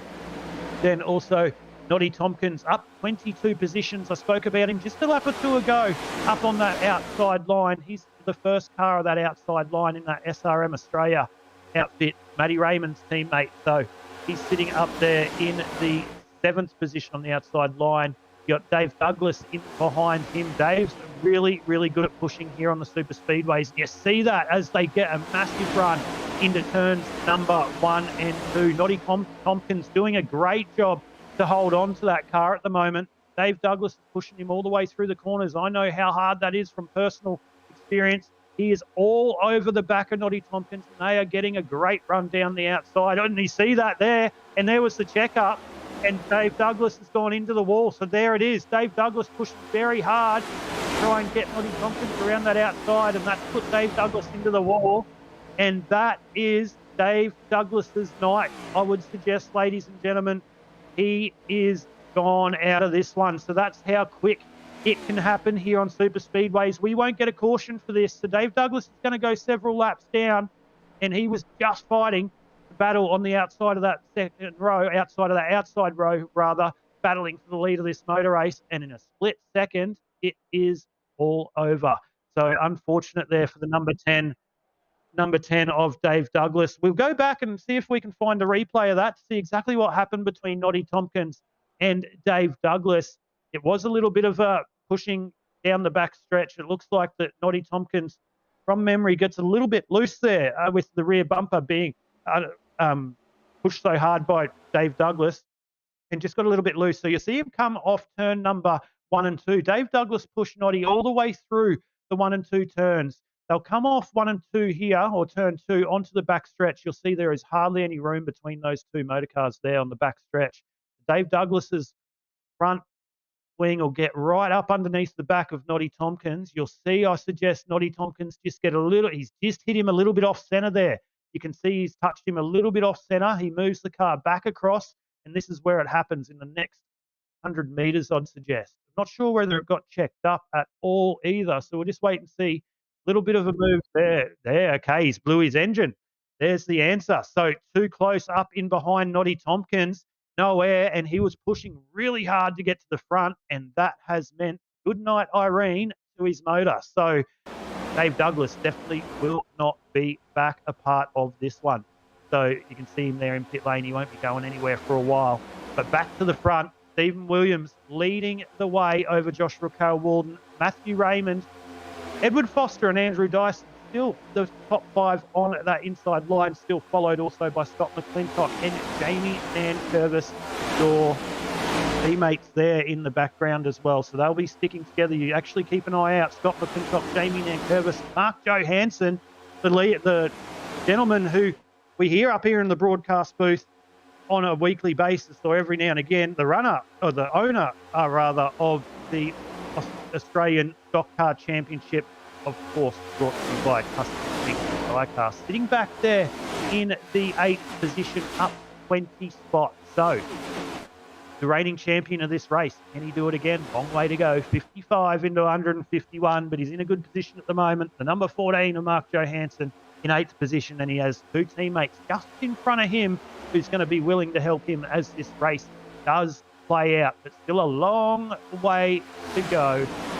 7 to 151, and we've got a pace. We've got Kobe Jordan in trouble by the looks of it. We'll go back to a replay. We didn't quite catch that live, but we'll go back to a replay. It was in this second group. Big incident. Kobe Jordan, round and around he goes. He's got no bonnet. Driver's doing a good effort. We've got a Guglielmo Carrarana entry involved in that one as well, facing the wrong way. Looks like one of the possible Southern Stars guys might be involved in that. We'll just go for Brett Campbell's involved, as it looks like we're under yellow. Doesn't look like we've gone under yellow. Yes, we have. They just had to cross the strike, so wait for our timing to catch up. So we've gone yellow for the second time tonight with a big accident we saw there involving the likes of Kobe Jordan and Brett Campbell. A couple of other drivers involved in that as well. We'll let you know who they are as the live timing catches up when they go across the strike this time around. Mark Smith involved in that one too, I believe. Nathan Button possibly could have been caught up in yet another incident here tonight. Brenton Henderson was the other driver, so my apologies to you, Nathan. But we are under caution for the second time. It is the 98 CPRSimrigs.com entry of Stephen Williams leading the way over Joshua Carroll-Walden.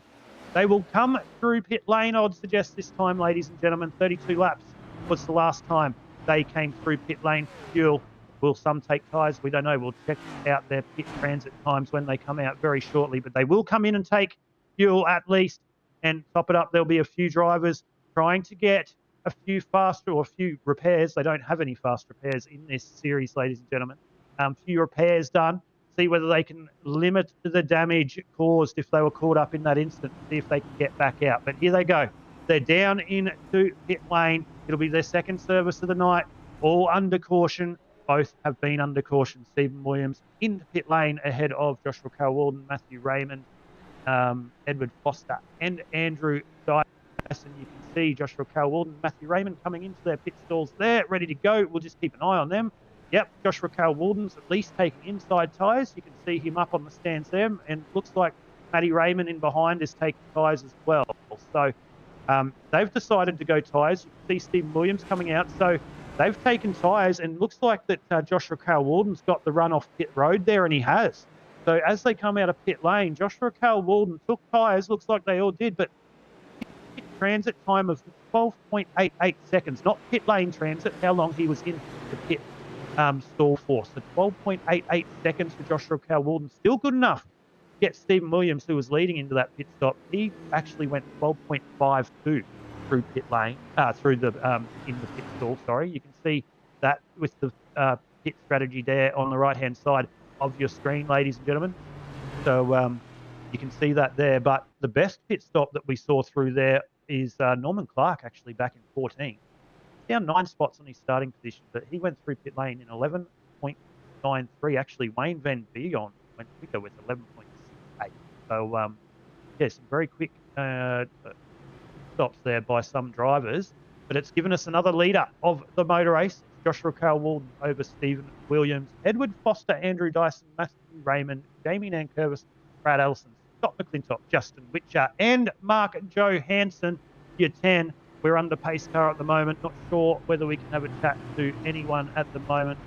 See if people are up in there. We might just leave it for now. It looks like that some of the drivers I was going to talk to have jumped back up into the race. So we'll just have a look through and see who's available here and see if we can have a chat. Yeah, we'll move him up into the broadcast booth. So we will bring him up unannounced. Love this. But we've got him up in the broadcast booth now. The 015 Goodyear Auto Care Arana entry. Brett Campbell, mate. Have you got a copy, Aiden, broadcast booth, mate? Yeah, mate, gotcha. Hey, sorry to bring you up unannounced, and there was no throwing under the bus tonight, mate. I promise you, there was none whatsoever. Let's quickly not concentrate on the incident. Not long till we go green. Beautiful livery tonight, mate. Means a lot to you. I know you've had family in the Defence Force and stuff, mate. Without the accident, bet you're enjoying tonight, mate. What a great night it is. Yeah, mate, it's an honour representing my family tonight. Yeah, it's surreal to actually be doing it. Well, mate, it is, and a lot of effort's gone into paint, etc. We're about to go green, but, mate, your thoughts on that incident? Super speedways, you know it happens real quickly, but it's not what you wanted to happen to the 015 tonight. Mate, I've got no comment on it at the moment. All I know is that I just got met with a green car in front of me. Yeah, mate, we can tell that you're a little bit miffed on what happened there, super speedway racing. No doubt you'll go back and have a look at it, mate. But we just wanted to bring you up. You have a sensational livery and give you a chance to have a little bit of a chat about it. And, mate, unlucky tonight. Keep circulating. You never know what can happen here. Long race, long way to go. Still time to get the 015 up into a podium position yet. Well, this is true, mate. I'll just keep plugging along as long as I can. No worries at all, mate. We'll put you back down with your teammates, and we wish you all the best for the remainder of the race. No worries. Thanks, mate. Have a good call. No worries, mate. Thank you. Well, there you go, ladies and gentlemen, on board with 015. Goodyear Auto Care Arana back. Entry of Brett Campbell, unfortunately caught up in that incident that we just saw, which brought out the second yellow tonight. And it's going to be a long way back for Brett Campbell if he wants to play a part of this one. He's currently still on the lead lap, so he's got some repairs done. Be interested to see how that car does go as we're about to go back green flag racing, and it will be Joshua Cow-Walden from Natari Autosports leading the way over Stephen Williams on the outside of that second row. It'll be Edward Foster and Andrew Dyson off the second row, sorry. The third row will be Jamie Nankervis and Raymond Yeager. Brad Ellison, Scotty McClintock out of 7 and 8. And your fifth row here on the restart will be Justin Witcher and Mark Johansen. But the pace car is now moving its way into pit lane. So the field is in Joshua Cow-Walden's hands. He is free to go whenever he wants. He's got his teammate behind him of Edward Foster. So they'll be counting this down, trying to get a good run. And it looks like they have put the hammer down, and we are green here for the third time tonight here for round number 8, Custom Paints Diecast Australian Stock Car Championship. And Joshua Cow-Walden now hits the green flag, hits the loud pedal, and we are green. He kept them waiting a long time. My screen was just jittering a little bit then, ladies and gentlemen. I thought that we were already green. But Joshua Cow-Walden, Edward Foster from Natari Autosports will take us through turn number 1 and 2 for the 61st time as we restart this for the third time tonight. We are coming up to mid-race distance, only 15 laps to go, and we'll be mid-race distance here for the ANZAC Cup but it is Joshua Carroll-Walden leading that inside line. Stephen Williams getting a big push by Andrew Dyson on the outside line. We saw what happened last time when Andrew Dyson tried to give a big push on the outside line. It ended with our first caution tonight, but these two are teammates. They're going to try and work really hard. As soon as they get to the front of Joshua Carroll-Walden, they'll come straight down into that inside line. I'd suggest you'll see dprsimrigs.com go 1-2 here for the ANZAC Cup at Talladega Superspeedway, and we do, and that is Stephen Williams back to the point over Andrew Dyson, Joshua Carroll-Walden, Edward Foster and Matthew Raymond as they make their way through the tri-oval one more time. So dprsimrigs.com making their way to the front of this one. They didn't want to be stuck on that outside line at their first available opportunity. They've jumped down in front of Joshua Carroll-Walden and Edward Foster. But I tell you what, the Atari Autosports entries will not be minding that one bit on the inside line. They'll just be sitting there saving their fuel. Ed will be talking to Josh, saying, just chill, we've got a long way to go. 62 into 151. Let this race play out. Obviously, there are another 28 drivers on the lead lap, which are going to have something to say about this one in the latter stages. But there's a long way to go. We've had the introduction, or we've had the entree. We're in the main course at the moment. We'll go to dessert in about that time. That's when you've got to go get dessert, ladies and gentlemen. Go get your favourite ice cream or your tea and coffee and Vicky and sit down and you watch these drivers for the last 20 laps. We're going to go 2 or 3 wide, but we've got a long way to go, as I keep saying. It is Stephen Williams leading the way over Andrew Dyson for that dprsimrigs.com 1 and 2. Atari Autosports, Joshua Carroll-Walden, Ed Foster 3 and 4. Matthew Raymond in 5th. Jamie Nankervis. Keep one eye on Jamie Nankervis, ladies and gentlemen, in the number 8 car, sitting there in 6th spot. He's been there or thereabouts all night. Jamie's driving has improved absolute tenfold over the last 12 months, and he's reaping the benefits at the moment, currently sitting 6th here for round number 8 of the Custom Paints and Diecast Australian Stock Car Championship in that very, very bright blue and red livery there. So he's in a good position. Brad Allison, his teammate there, up into the 7th position in the 0-3. You'll see him just in the background as they come out of turn number 2. So he's in the white livery behind Jamie Nankervis. So he's now come up 17 starting positions from where he started. So started out of P24, I believe, if I do my maths right. Yeah, that's right. I actually did my maths right there, JP. What's going on? I didn't even have a calculator. But Stephen Williams leading the way, but Brad Allison, keep one eye on him. 7 spots up, and he's got the biggest mover of the night of Scotty Mcclintock behind him in 8th, and Mark Johansen, the reigning race champion, or defending race champion, not series champion, in 9th. And Justin Witcher, who we spoke about earlier, we did speak to Raymond Yeager, his Pinnacle Esports Racing teammate, who's unfortunately out of this motor race, caught up in one of those early incidents. He's up into the 10th position. So that damage that Raymond made light of earlier doesn't seem to be affecting him too much. But we've got none other than DD's casting couch, the big man, number 10, Dave Douglas, mate. You're up in the broadcast booth. I guarantee you'll be in the Super Speedway, man. It's not how you wanted to talk to us tonight, mate, but a familiar voice nonetheless.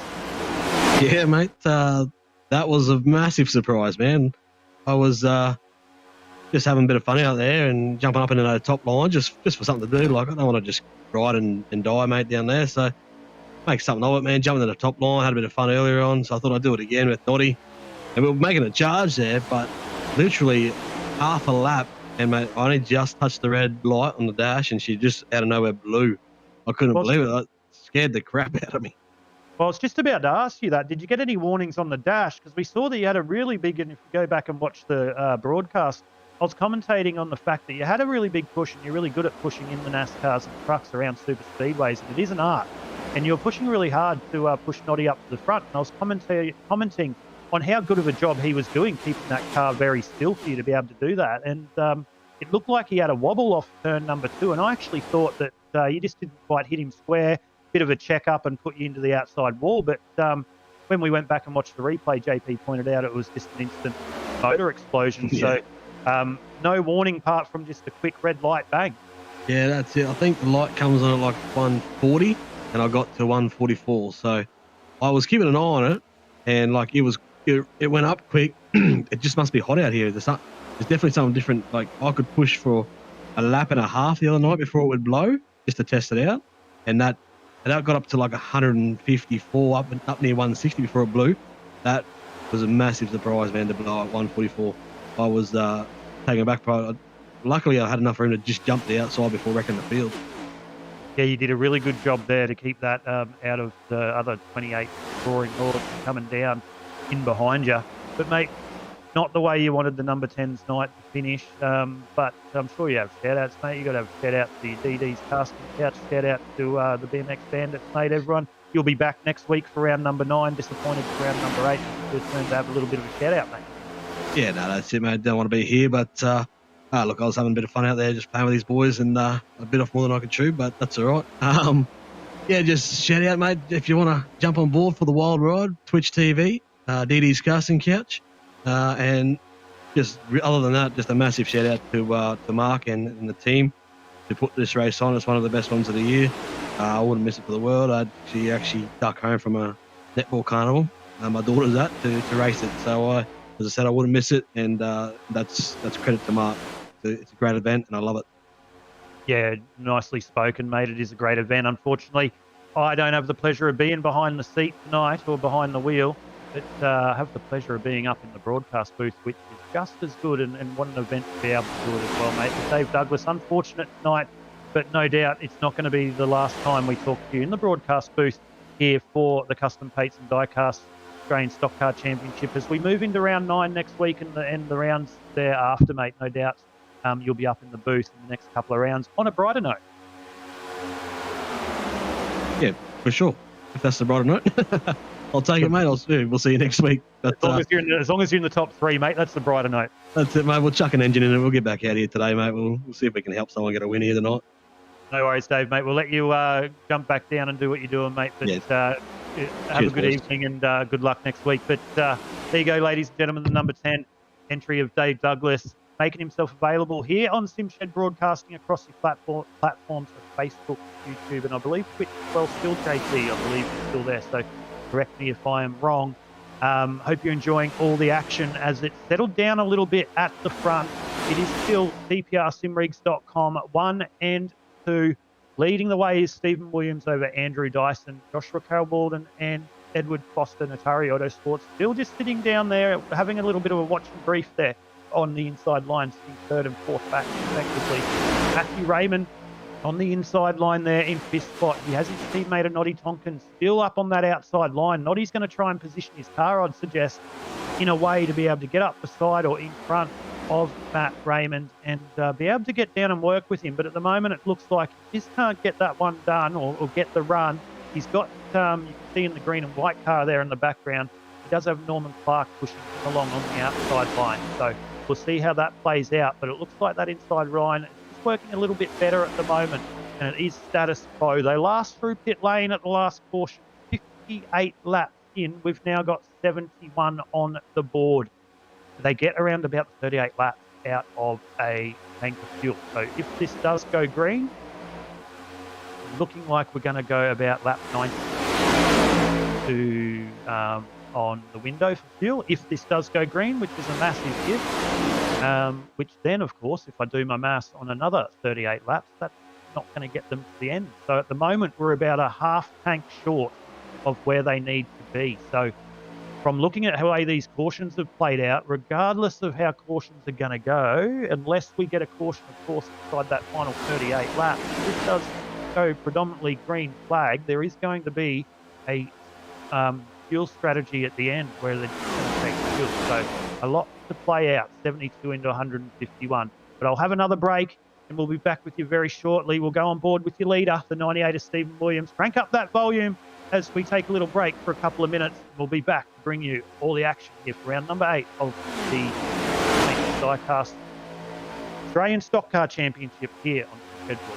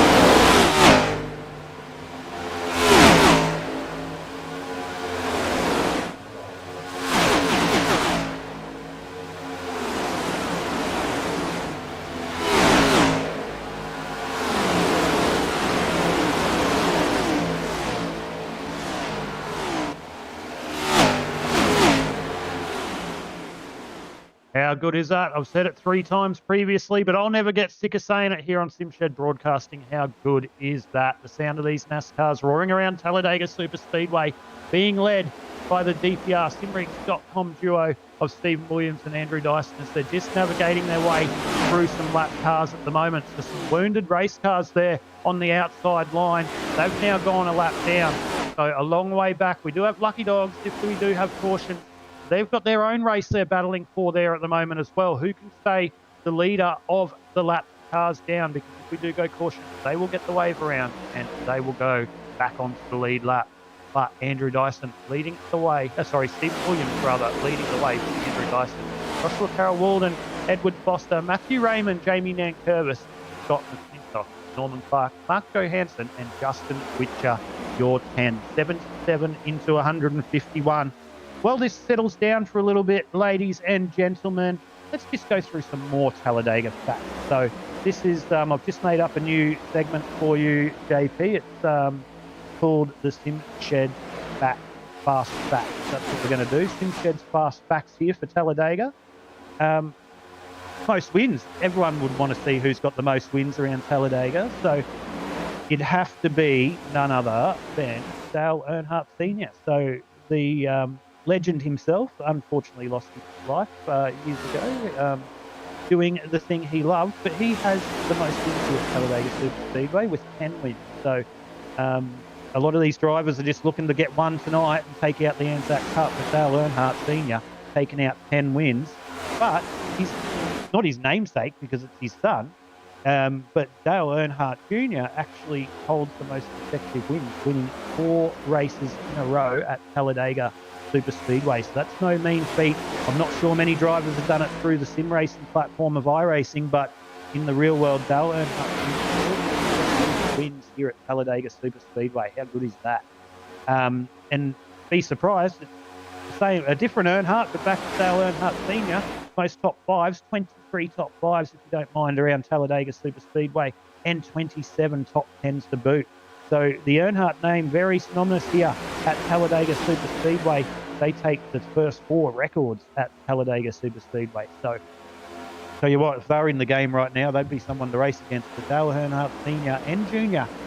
Top 4. But most starts is actually tied between Dave Marcus and Terry Labonte with 61 starts at Talladega. So NASCAR, we know in the real world, and it even probably does form that part in the sim racing world as well, you can drive a lot older than what you predominantly see in the fast-paced worlds of IndyCar and Formula One, although Helio Castro Neves in the IndyCar landscape being one to pretty much buck that trend after winning his 4th Indianapolis 500, I believe, last year. At the ripe old age of, I think, around about 46. So that probably writes a little bit off the theory of open wheel racing. But with the exception of Helio Castro Neves, they can race a little bit longer through the stock car side of things. So that's why we see Terry Labonte there with 61 starts. You remember him, anyone that supports stock car racing or NASCAR racing as they call it.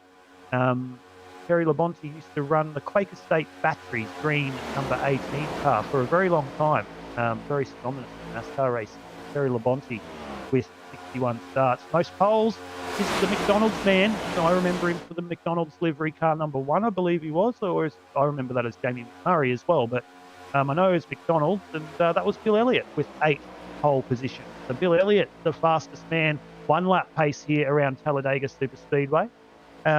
Bit more information as we still see Stephen Williams and Andrew Dyson leading the way. It's gone into a nice single lane here, and that's for the first 14 positions. So the last driver at the lead of this battle pack is actually Paul Grady, sitting there in the 14th position.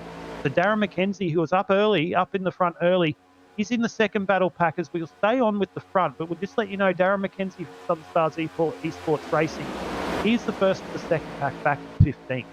So Darren McKenzie a long way back, but that gap's sort of stagnant at about that 8 seconds. So they'll be in a train as well. Most laps completed, though, as we're back to the facts here on SimShed Broadcast, the NASCAR facts, especially here at Talladega, for the ANZAC Cup, rather.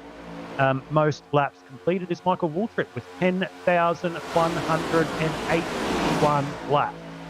Tell you what, I thought 151 was a lot. 10,181 laps around Talladega Superspeedway. I'd be sleeping on a 33-degree angle, I reckon. So 10,181 laps for Michael Waltrip. And surprise, most laps led is Dale Earnhardt Sr. with 1,377. So what would be a good fact, I don't have it on me at the moment, would have been good to see out of all the starts that Dale Earnhardt has raced, he's got 10 wins, he's got 23 top 5s and 27 top 10s. How many laps, most laps completed, how close that would be to Michael Waltrip. I'd suggest it'd be pretty close, as they're in the same era. But anyway, that's a little bit of an interesting fact. I'm going to go and have a look at that one after the broadcast. But it is still simrigs.com, 1 and 2. Stephen Williams and Andrew Dyson, the familiar green and orange, leading the way here. 83 of 151. We have clicked over halfway well and truly now, ladies and gentlemen. So we're starting to get warmed up into the critical point. They cannot stop with one stop to go. They last come through pit lane on lap 58. We're at 83. So if we look at the numbers at the moment, we're looking at around about lap 96, possibly, maybe even a little bit earlier, but around about that lap 96 mark, that if we go green flag racing, that we're going to see the first round of green flag pit stops tonight. That'll, of course, if we go green flag, bring us through to about 134 laps, which will give them 15 laps at the end. So that's how they're looking fuel strategy-wise at the moment. I'll tell you what, I wouldn't mind seeing the likes of Norman Clark just in the background there, even Mark Johansen, about the 8th, 9th train at the moment. They'll be saving a lot of fuel. The man at the moment, though, he's going to need his teammate of Andrew Dyson to come in at the same time, but Stephen Williams punching a big hole in the air for the rest of the field and using a lot more fuel. He seems happy to just and content to do that at the front at the moment. He knows there's a long way to go. What this is going to do for the DPR simrigs.com entry strategies, though, we are yet to find out. So stay tuned for that one in the next 12 or so laps. We're possibly going to see this play out right in front of our eyes. Joshua Carl-Walden and Edward Foster in 3rd and 4th position. They've been sitting there all this stint. You can see Ed just falling a little bit off the back through the turns, and he'll fall right up onto the back of JCW. Joshua Carl-Walden down the back straight. So really saving that fuel. He's got Matthew Raymond, no stranger to a win here on a super speedway, Matthew Raymond from SRM. He is sitting back there in 5th, and Jamie Nankervis, the ever consistent, still sitting there in 6th spot. So keep one eye on Jamie Nankervis, Scott there in 6th and 7th. Mark Johansen is there with them as well. The 3 teammates, the only set of teammates at the moment that I can see on track at the moment that have 3 drivers there ready to work together. So those guys from East Coast Motorsports, and I believe East Coast Motorsports and Goodyear Autocarana guys are teammates with the different liveries. So they'll want to work together and see where they put their cars at the end of this one. But your reigning champion of this race, Mark Johansen, still in with a chance. He's in the lead group. He's in 9th position. So he's put the 14 car in a good spot at the moment. So these top 5 are top 6, with Jamie being the 6th one of them in the 6th position. 666, 2 minutes. Just a little bit of a gap opened up between Scott McClintock there, but that, no sooner do I say that, Scott's ranging up onto the back of Jamie. Jamie might have just rolled out the throttle a little bit there, allowing him to catch the draft again, and that's going to allow Norman Clark to tag on the back, and we're status quo, and everyone's still running through with your top 14 in this little battle. Paul Drady was at the back. Now Justin Witcher is. For Justin Witcher, who we think is carrying a little bit of battle scars, but in saying that, he would have had time to get some of those slight little repairs done that put him out a little bit with that first caution earlier on in this motor race. Still tagging on the back of this lead pack at the moment, so doesn't look like it's hindering him that much. He must have got majority of those done. So the Pinnacle Esports entry of Justin Witcher, the 21 car, sitting back in 14th position, as it is a 14 car runaway at the front now. They've opened up over the last 3 or 4 laps about 0.6 of a second on Darren McKenzie, who's the best of the second group, as Stephen Williams leads the pack across the start-finish line, take the 88 of 151 laps. I hope you're enjoying all the action here on the platforms of SimShed Broadcasting across course, Facebook, YouTube, and Twitch. You need to see them. Go and search them. We can send the links if you do have them and you are watching and you have the links, put them into the chat so you can invite people across and get them tuned in here on SimShed Broadcasting, because we're about to see an amazing finish to what is the ANZAC Cup, round number 8 of the Custom Paint and Diecast Australian Stockcar Championship here from Talladega Superspeedway, as Steve Williams still leads the way through turns number 3 and 4. We're coming into that pit lane window in the next 8 laps. Who's going to be the first to blink? It will be Stephen Williams, I'd suggest, at the front. So he's going to determine the strategy with the other drivers. Will we see the Natari Autosports guys try and cover off on that and come in at the same time? Or, which I'd suggest, will we see the Natari guys, that Joshua Carroll and Foster in 3rd and 4th on the racetrack respectively at the moment? Will they stay out the extra lap or 2 with that fuel they've got and try and push and get the overcut, as they say? We will see. Time will tell. Then there is the strategy. Will they take tyres? I'd strongly suggest absolutely not under green flag conditions.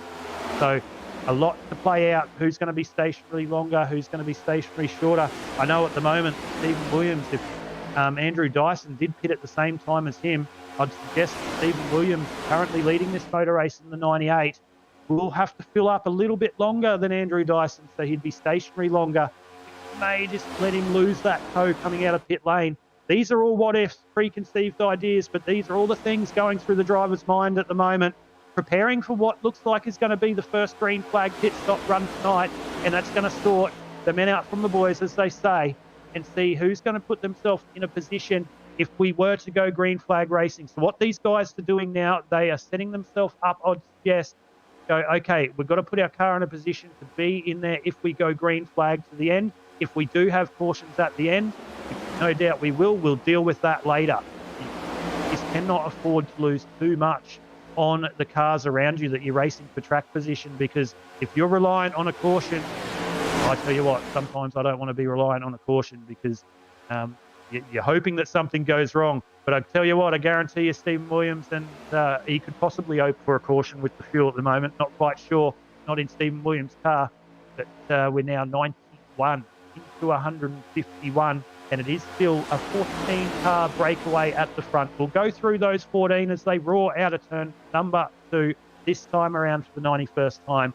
Stephen Williams, Andrew Dyson, Joshua Carroll Walden, your top 3. Edward Foster, Matthew Raymond, Jamie Nankervis, Scott McClintock, Norman Clark, Mark Johansen, and Billy Hickey from Iridium Sim Sport. We haven't spoken about him all night. Billy Hickey, another one of the New Zealand contenders here tonight. Up 17 spots in, up 17 spots in 10th position. To start out at 27th, the Iridium Sim Sports entry of Billy Hickey. You'll see him in the background there. He's 10th car back in the 26th as Stephen Williams brings him across the line for the 91st time, about to take lap 92. So keep one eye on Billy Hickey.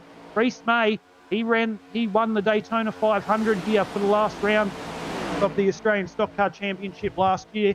So Reese May, no stranger to winning here at a super speedway. He's back in the 11th position, still in the tow here of the front group. So Reese May, another one to keep your eye on as we're 92 into 151. We've got 59 laps to go.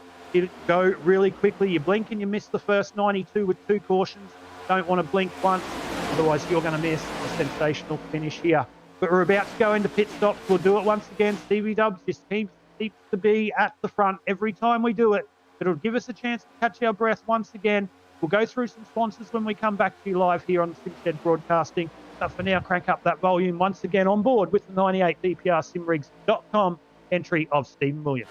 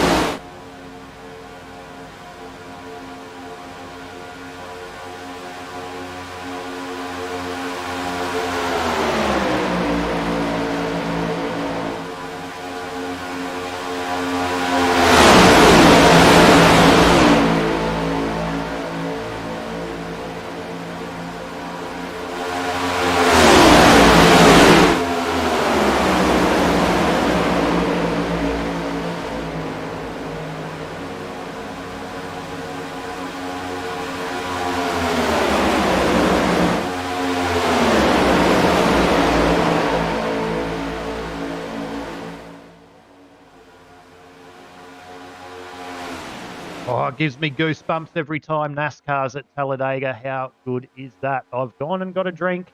I've got my voice back, and we'll keep going, but it is still status quo at the front. Stephen Williams still leading the way over Andrew Dyson, Joshua Carl-Walden, Edward Foster, and Matthew Raymond. So we've hit lap 97. I thought they'd hit lap 96, and we'd see people come in the pit lane. So they've got a few more laps than I thought. They've now gone, this time around, they would have gone 40 laps on the lap of fuel. On a lap of fuel. Good talk, Aiden. Well done. On a tank of fuel. So 40 laps this time around. I can hear it now. Andrew Dyson, Stephen Williams hitting this lap. I can hear it in my head. Edward Foster just said 10-4, I believe. So not sure whether Edward Foster and Joshua Carl-Walden's going to jump down into pit lane. I'm not probably safe enough for that unless people are watching the broadcast that are racing. They might get a little bit of inside information. So we'll see now.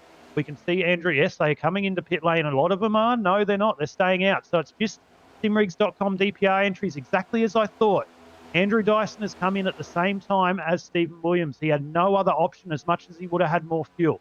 So we'll see what that does. Jamie Nankervis in the background's come into pit lane. So this has allowed Natari Autosports to stay out front. So they've still got quite a bit of fuel left on board. So Matthew Raymond is going to work with them. So this is the save fuel strategy. What is this going to do for the race? You have a look. They've now got a gap on Norman Clark in the background there. So that pit stop there really spread out the field with drivers having to check up. So these three here are now in a great position in this motor race. We'll wait and see. We see that Stephen Williams and Andrew Dyson are out of pit lane, and it was about 3/4 of a second faster than by Andrew Dyson than it was to Stephen Williams out of pit lane. So not as bad for Stephen Williams as I would have suspected. That was Stephen having to take a little bit more fuel after being the pioneer at the front of the motor race. But I can see Darren McKenzie's had an incident coming into pit lane as well. He's gone on the grass. I can see that. But we're on board with the leaders at the moment. We can see car number 14, I can hear, is coming into pit lane this lap as well. So Mark Johansen, it's a plethora of activity in the pits, ladies and gentlemen, as we still see Joshua Carl-Walden, Edward Foster and Matthew Raymond lead the way. They've done really good fuel saving here through this first full green flag run on fuel. And they're now currently got a 3-second gap over Norman Clark, and it's ever growing bit by bit. But here we go. It's their turn into pit lane. So they got an extra 2 laps out of fuel. So we'll keep an eye on the interval. They've put step number 1, get the car pulled up before the white line. They've got that done. Now get into your box. Make sure that your tyres are turned off. Get into your box and get that stop done cleanly, as we're on board now with Andrew Dyson, who has changed positions with Stephen Williams after jumping him in the pit stop, which he was going to do. Jamie Nankervis still with them as well. So where do they come out? We've got your leaders in pit lane. These were the leaders just 2 laps ago, so they'll make their way through turns number 3 and 4 and come down across the tri-oval once again here, lap 99 of 151.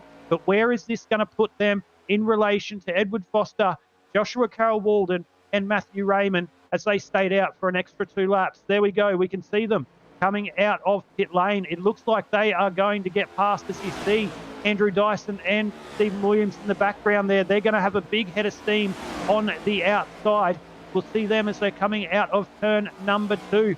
Looks like they're going to have enough momentum and keep the lead of this motor race. This bodes well for Jamie Nankervis, sitting third back in this little battle as well. They're going to drive right around the outside of the Natari Autosports guys. Matthew Raymond gets put out. He's off the draft in the background. And it's DPR 1-2 with Jamie Nankervis in third for a change to the lead of the motor race. Jamie Nankervis was definitely a beneficiary there through that green flag pit stop.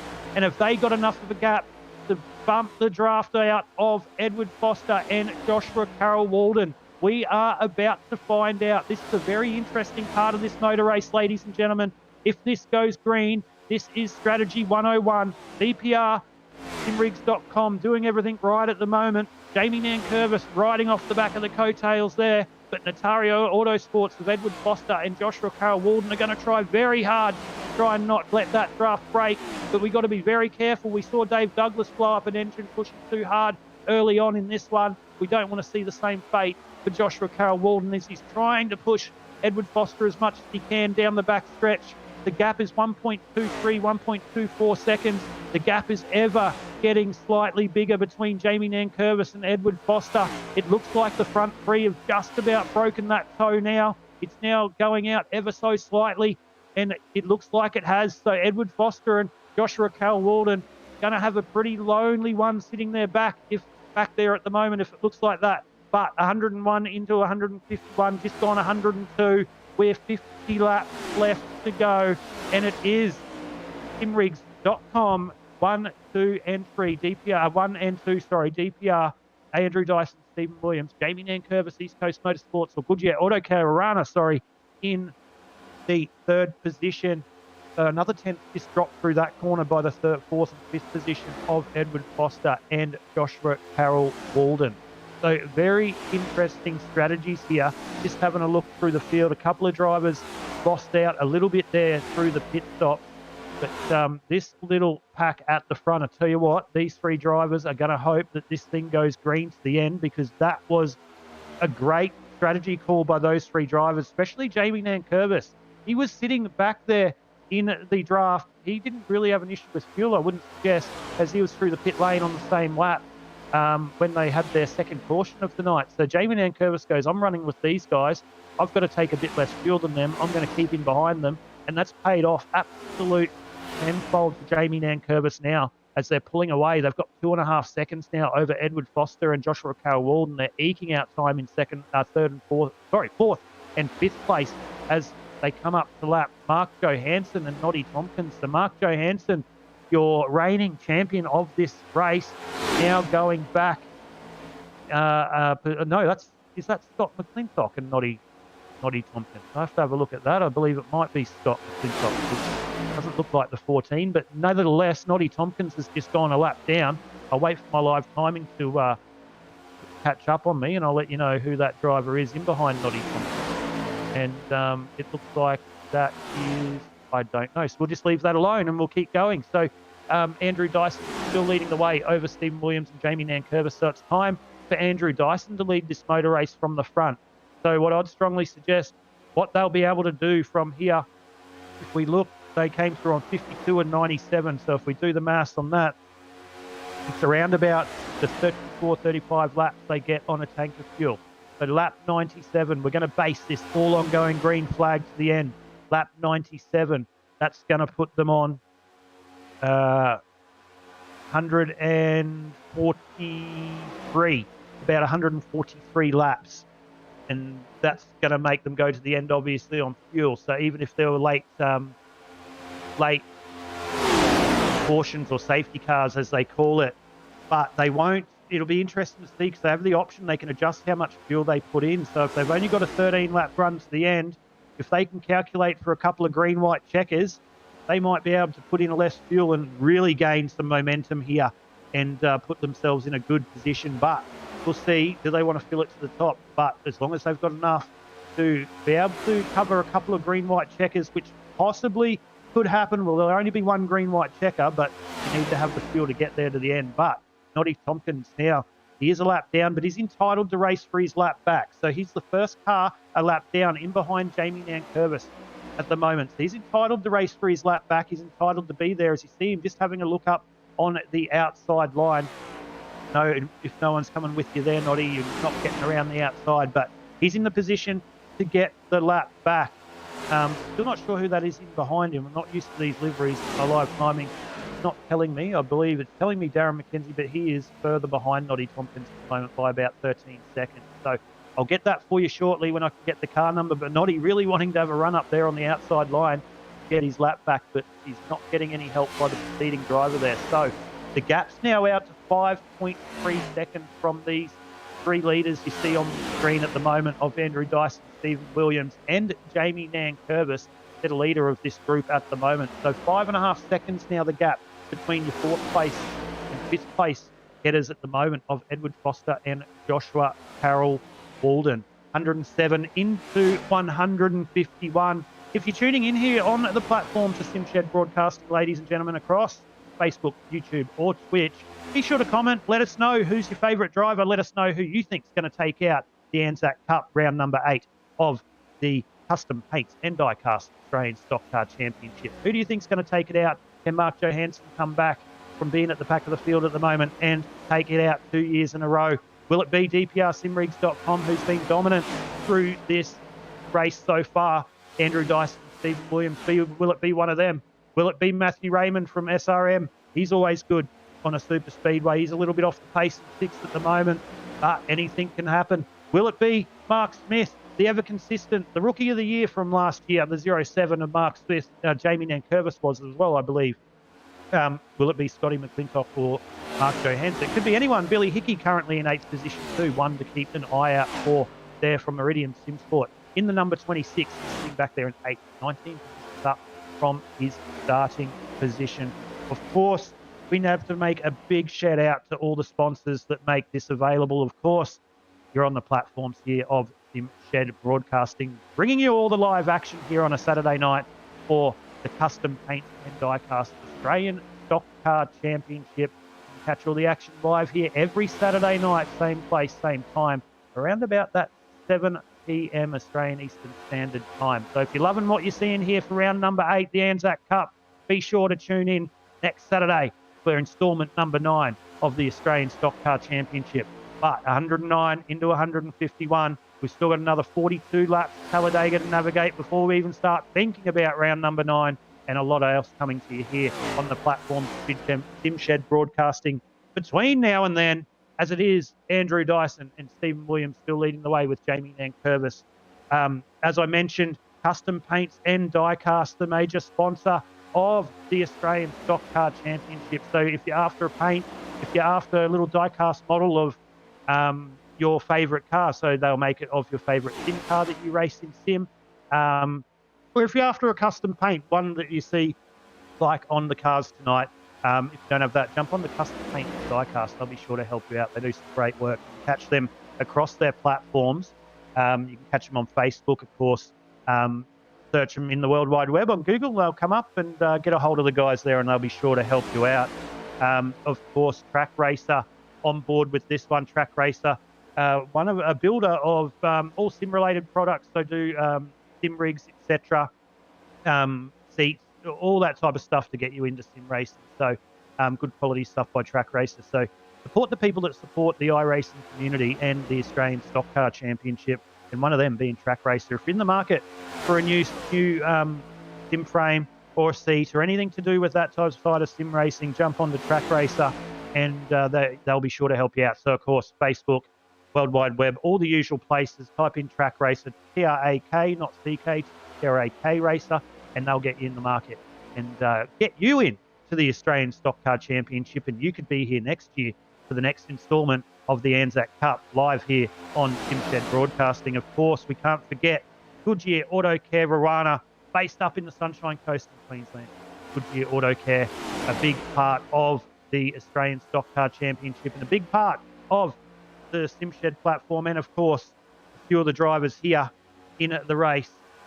Obviously not all of them running that livery tonight, as it is ANZAC Cup, but Goodyear Auto Care Rowana, everything to do with your auto needs up there on the Sunshine Coast, Rowana, in Queensland, tyres, autos, auto repairs, everything. Goodyear Care Auto Care Rowana, jump on and support the people that support the iRacing community, as we're 111 into 151. That's still Stephen Williams, Andrew Dyson and Jamie Nankervis, with Dyson being the leader.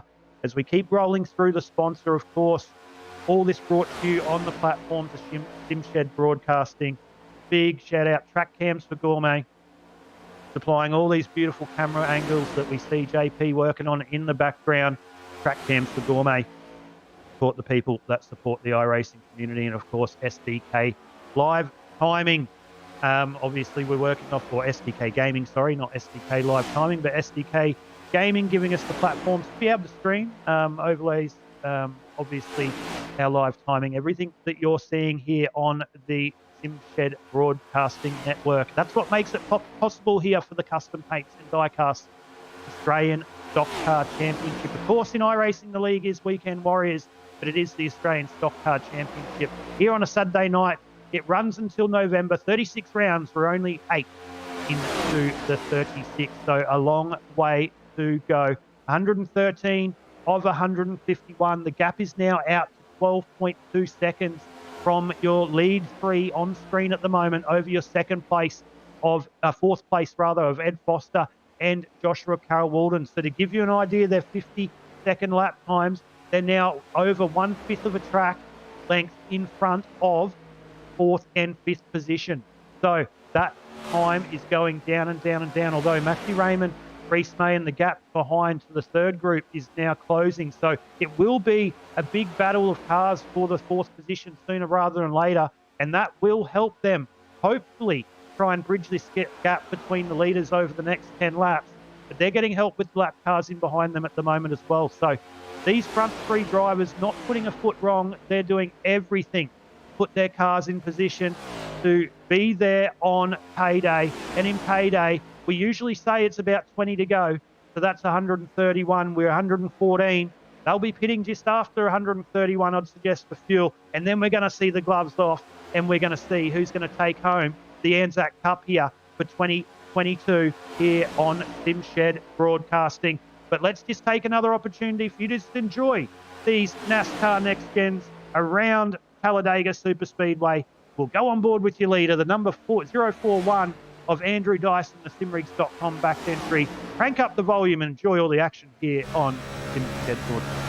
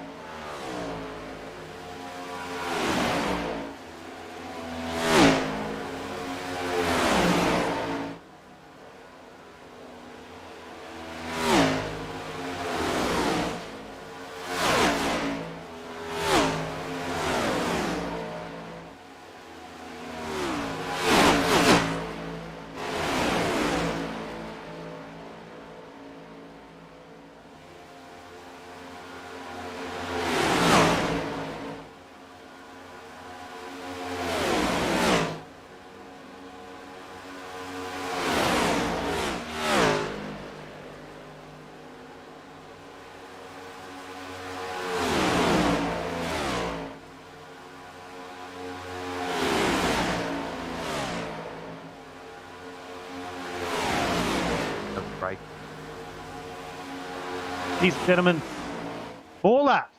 It's always a simrigs.com car at the DPR simrigs.com car we're on board with.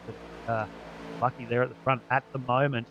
How good is that? These stock cars absolutely roaring around Talladega Superspeedway. You see Noddy Tompkins still trying to get his lap back there, just in behind the leading 3 at the moment. We'll see if we can go back and have a look, though, JP. I'm not sure if it's too much trouble. If we can go on board, well, these front 3 people, or just go back and have a look at Billy Hickey in the number 26. So he's chasing down, he's in behind Reese May at the moment. So we'll see whether we can get there in time. Just to show you, here we are, we're on board with him at the moment, in behind Reese May. So they're chasing down 4th and 5th at the moment. There's about a 3.7 second lead up the road, which is 4th and 5th, Ed Foster and Josh Carroll Walden. This is exactly why. So these guys are racing. Dave Douglas back in the race as well. So Dave Douglas, after being lapped down, trying to come out and get some points. The DD there, the number 10 on the outside, he lunged an engine about an hour ago and he's back out trying to get some points here for round number 8. So this is why they're not bridging the gap between Edward Foster and Joshua Carroll-Walden. They're really racy and trying to race each other at the moment. So they might have the mindset that we don't have a chance for a top 5 here. We're just going to race and we're going to see where we end up. But it's all good sitting up here in a nice warm broadcast booth, not down in those cars, I'm guessing. But we've seen a few things that I've said tonight come to fruition, so that could be the case, but a long way to go. The lead, though, has gone out to 13 seconds as we're still on board with Billy Hickey. That's Reese May just in the foreground there. So that's a Reese May in front of him is Brad Allison. So Brad Allison in the 0-3. He's gone to the front of this lead group. So Brad might be able to pull these cars up there. I believe Norman Clark might. Yeah, Norman Clark's actually leading this group, mind you.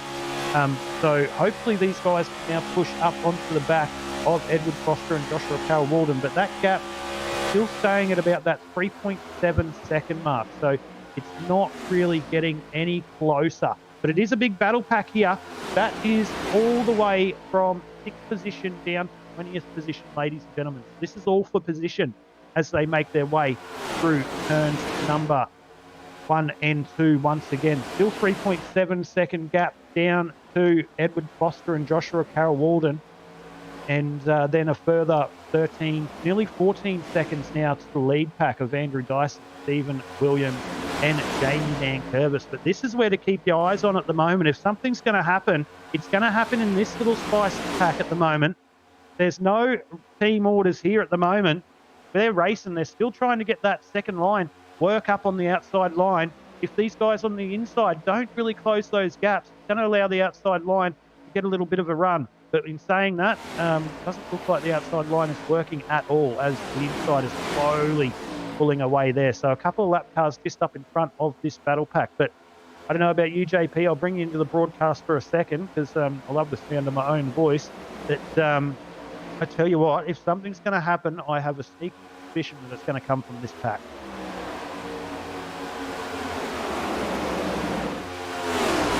Yeah, look, I probably couldn't agree with you more. This is going to be the danger pack, and we're starting to come up onto that point in time where these guys are going to start to put the hammer down, and they're going to start to get very, very racy. So yeah, look, I'm looking forward to seeing what's going to happen. Yeah, it is. Watch this space here on SimShed Broadcasting. We've only got about, I'd say 30 minutes left of racing if we go green flag. And it's definitely going to get spicy. I'll try and work out that magic number for you. So 97 lap 97, your leader, Andrew Dyson, came through pit lane. So we're going to work on the proviso that they're getting 38 laps out of a tank. That's going to put them on lap 135. So 135 out of 151. That's going to give them 16 laps to go. In saying that, Edward Foster and everyone behind him who's in 4th position last through on 99, so they can probably get to lap 137. But we did see that did not benefit them in the last lot of green flag pit stops. So are they going to try the opposite this time around on what we saw Andrew Dyson, Stephen Williams and Jamie Nankervis do and try and repay the favour? I don't think it's going to work being 16 seconds off the back of the front three. It's a long way, and they'd want to be in a good group pushing to be able to catch up that. At the moment, with only 28 laps to go, the front three are absolutely in a perfect position. Pretty much, if it goes green flag, sit where they are, get their pit stop done, and that's pretty much the podium. But, ladies and gentlemen, it's Talladega. We can't take that away. It's Superspeedway, and it's not going to end like that. I will guarantee you, I'll almost hang up the boots next week, which I won't, or hang up the mic next week, which I won't. But I'd almost bet on doing that we would have a late caution. That's how confident I am. So we're still in this pack. This is where it's going to come from. Dave Douglas laps down. He's entitled to be there.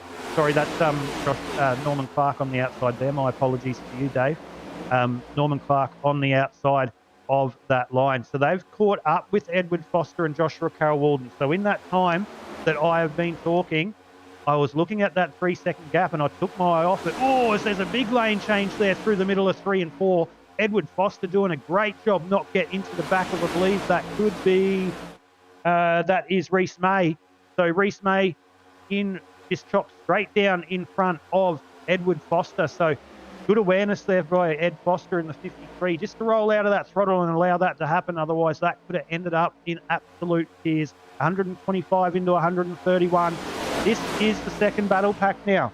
So there is no gap between the 4th and 5th position, and it's now changed as Norman Clark has taken that 4th position off Edward Foster and JCW as they're hemorrhaging spots, as now they're getting racy, and we've got a third line on the outside line. Forget about the front 3, ladies and gentlemen. This is where you need to put your eyes. The battle for 4th. Are they going to be able to range up onto the back? They are. Look at this time drop. I know JP will be able to see it. Now that they've got this big group of cars and they're pushing hard, that time is now dropping really quickly to the front 3. So you can see now that Norman Clark is getting a big push by Brad Allison and Reese May.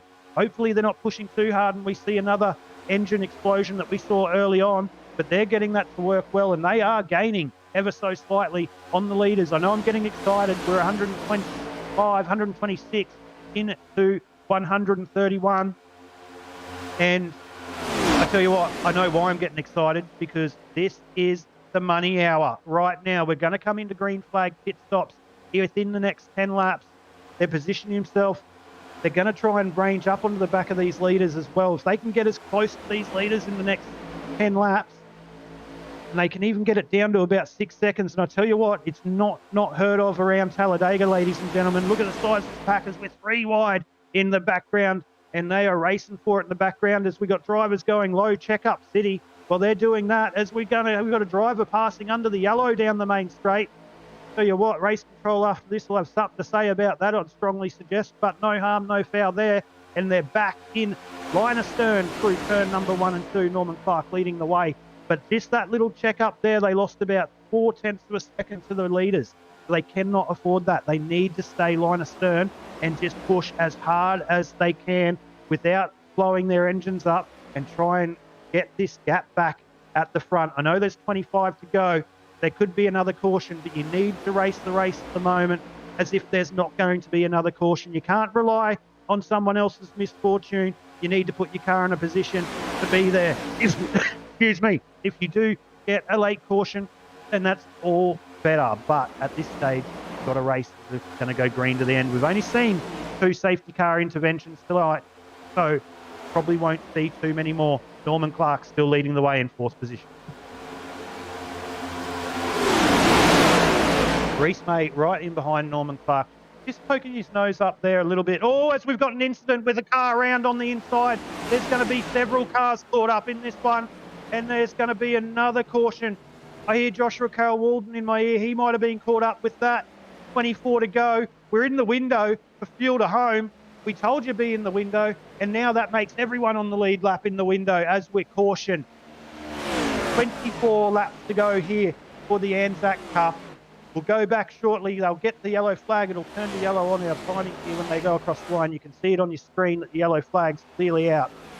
But that gives us 23 to go across the strikes. So every driver on the lead lap.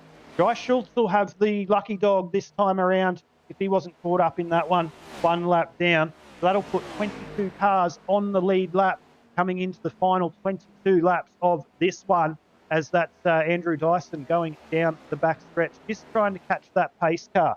So we'll go back to a replay if we do have that one available and show you what brought that out. We did see a blue car getting turned on the inside line there, unfortunate incident. That just, I think there was about 4 or 5 drivers in behind there that got caught up with that. So not sure at the moment. We can't quite grab exactly how that happened, but you can see that on the live pictures that there was a blue car there that got a little bit loose on the inside and turned around, and the rest was history for the preceding cars. So Andrew Dyson will lead us into pit lane for what will be the last fuel stop, I'd suggest, of tonight's racing.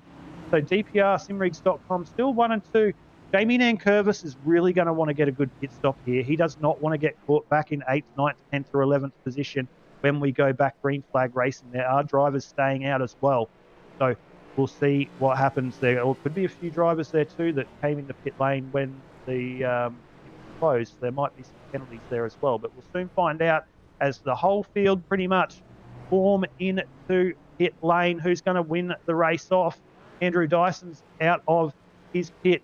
So is Stephen Williams, and Jamie Nankervis is making his way out as well. So Jamie Nankervis retains his third position. So 138 into 151. Jamie's got to be happy with that one. He's going to put himself off the inside of that second row, which is not a bad place to be when we go green here for the fourth time tonight, as this is our third safety car intervention. You can see the pit strategies down there in your right-hand corner of your screens, ladies and gentlemen. Jamie Nankervis started third in third, doing everything right there in the 8. But I tell you what, this 041 and the 98 DPRsimrigs.com entry of Andrew Dyson and Stephen Williams are not going to make it easy. But do not write off anyone else, ladies and gentlemen. We've got 21 to go. This puts everyone on the same strategy, everyone ready to race to the end. This is when they get the elbows out. This is where we're going to see some door banging. We haven't seen a lot of 3 wide action yet. If you want to see 3 wide super speedway action, sit down, strap yourself to the chair for the next 22 laps here of the ANZAC Cup, because it is about to get hot. So we'll have Andrew Dyson, Stephen Williams off the front row when they do go back to green. Jamie Nankervis and Norman Clark will be third and fourth. Edward Foster and Brad Allison, a very spicy third row there in fifth and sixth. Reese May, your Daytona 500 winner from last year, will start out of seventh. Matthew Raymond out of eighth. Paul Drady out of ninth. And Justin Witcher will start out of 10th position. Scott Mcclintock still in with a shot in this one in 11th. Joshua Carroll-Walden, who I believe may have been caught up in that incident just ever so slightly, will start out of the 12th position. Your reigning and defending race champion, ANZAC Cup champion, Mark Johansen in the 14, still in with a shot in this one. Brad Fenley in the 14th position in 59, in the car 59, with Wayne Van Bion. Bion, I can never pronounce that. My apologies. Wayne, if you do know and let us know how to pronounce that for the coming weeks, that would be very great. Thank you, mate. So apologies for pronouncing that incorrectly if I am. He's back in the 15th position. We do have Mark Smith, Noddy Tompkins, Reuben Phelps and Brian Barber just playing catch up onto the back at the moment. So we'll see. We're going to have one more lap under caution. So we're going to go green this time around, and it will be a familiar sight of Andrew Dyson and Stephen Williams taking to the flag. So a couple of drivers caught out in that. They won't be happy with that at all. So see who they are in a second as I'm just grabbing my drink. My apologies. Yeah, it looks like that was Billy Hickey. If we can bring him up, we will. We won't speak to him. We can bring him up, but we won't speak to him before we go green. We'll speak to him once this race settles down for just a little bit. 21 laps to go. As I said, a few cars to Darren McKenzie involved in that one as well. Billy Hickey in the broadcast booth. We'll be back with you very shortly, Billy, as we're about to go green flag racing. So if you could just be so kind as just hold on there for us, mate, and we'll be back with you very shortly. But it will be, as I said, a familiar sight of the DPRsimrigs.com. Lock out the front row for the 4th restart tonight. 3 cautions, 1 green flag at the start of the night, and that's Andrew Dyson and Stephen Williams.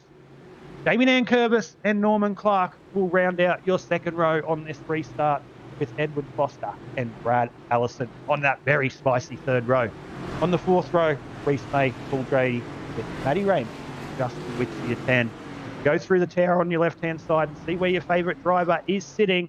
21 to go here for round number 8 of the Custom Paint Diecast Australian Stockcar Championship here on SimShed Broadcasting for the ANZAC Cup. Who's going to take it away tonight?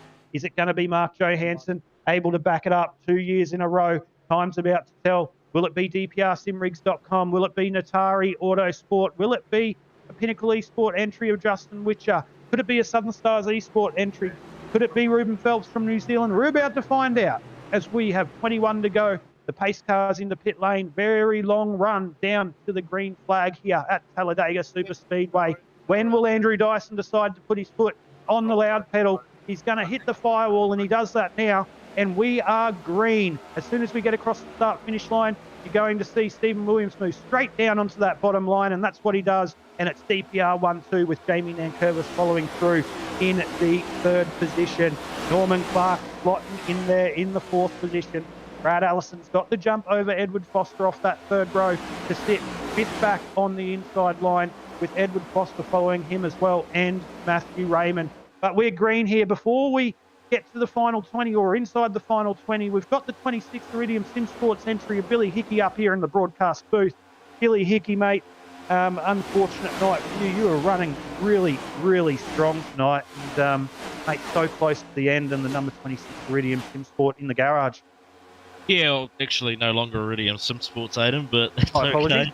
No, you're all right. Yeah, a bit of a shame, really. I'm all trying to work together with these guys up the front to try and catch those lead 3 before that caution. And Ed Foster was on the radio saying you can't side draft. We're not going to catch a side draft. And I says, well, if you're kind enough to let me down, then we can get on with it. But no one wanted to budge. And I mean, it's a case of damned if you do, damned if you don't, really. And I saw a gap. JCW was inside me. Well, he wasn't. And Spotter said I was clear, and I came down, and he spun me, and I mean, he saw me coming. He probably should have backed off a wee bit, but it's just the way it goes. It's a bit of a shame. We had a good go at it, had a good dip, and we'll have to come back stronger next year. Well, mate, that's it. A very special night, obviously. So, yep, we just got something coming through the ear. We'll be back in a second.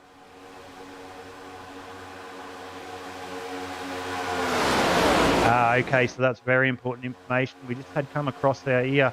Sorry, Billy, to interrupt that conversation. I'll be back with you very shortly. But Edward Foster and Norman Clark, you can see them just dropping off the back of this lead paddle. It looked like they had a little bit of a coming together, or possibly a checkup, and they've dropped to the back of this lead battle. So hopefully there's no damage there for those drivers. That's moved them back to the 13th and 14th place respectively, just off the back of this group. They're just up on that high line, so it doesn't look like it affects them too much as we're 134 into 151. But Billy, back to you quickly before this spices up, mate.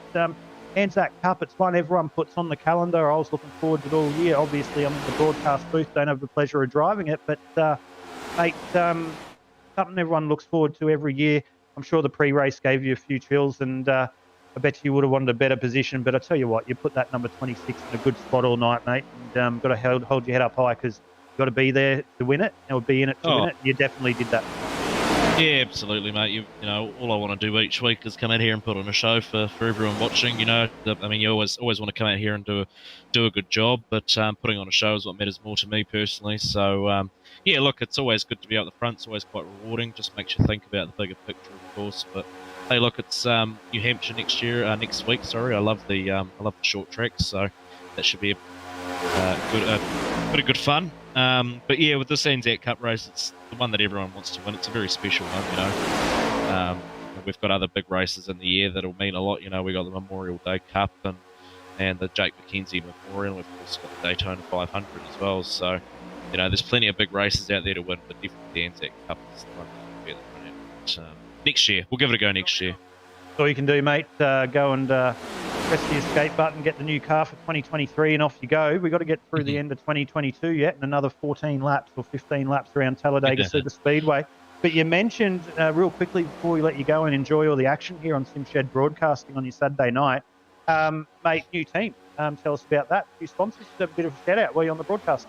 Yeah, mate, yeah, so just decided to jump out, do my own thing. Bit more comfortable that way for me, sort of running my own time and run what I want, where I want, kind of thing. And it sort of worked out a bit for me. The results have improved a bit. So, of course, property brokers jumping on board. I'm a real estate agent for property brokers, so it sort of just works. And, yeah, a couple of companies that I work with through property brokers on there as well. We've got Lucid Press and realestate.co.nz, First AML, and there's a couple of others there as well that always do a good job. But it's always property brokers at the top. So, yeah, gotta love it. We'll try and keep it going and get to the top ourselves. No worries, mate. Well, we thank you for the time up here in the broadcast booth, mate. We hope we're talking to you on a little bit of a brighter note next time around. But the 26th of Billy Hickey out of New Zealand, mate, thank you so much for your time, and hopefully not the last time we're talking to you. Yeah, that'd be nice. Cheers, mate. Thank you. No worries. There we go, ladies and gentlemen. The 26th of Billy Hickey, unfortunately, out of this one. with only about 25 laps to go, he was in the last caution, or the incident that caused the last caution. So Billy Hickey's not going to play a factor in this one, but he had a good night at the office. Got so close and he was up there or thereabouts. But I tell you what, now it's heating up. 137 into 151. It still is the familiar Andrew Dyson leading the way over Stephen Williams, Jamie Nankervis, and Brad Allison. They're not worried about fuel. Andrew Dyson isn't looking at that fuel. He is just trying to lead this one. So the simrigs.com DPR. Oh, there's a big incident. Edward Foster's on his lid. We've got Edward Foster with a big barrel roll down the back straight. And we're cautioned once again, 138 into 151. We mentioned the big ones. We go back to the replay. This was a big one, the Natari Autosports 53. That looks like that was Paul Drady up into the inside of him. Justin Witch is involved in that. Mark Johansen's got a sardine can of a front of that 14 car as well. Is he going to make secondary contract with Paul Drady? No, he won't. Maybe he might if Paul Drady comes back out. No, he's going to looks like going to slide down to the inside wall. So that's not good for Mark Johansen. Paul Drady actually came out of that one pretty unscathed. You can't say the same for Mr. Edward Foster, as the 53 Natari Autosport, coming off a disqualification at round number 7, up in the hunt here for round number 8, was battling with around about the place with his championship antagonist, albeit early doors in the championship, but that's not going to help his championship here after round 8. Ruben Phelps, regardless of the result here, is going to extend his championship lead heading into round number 9.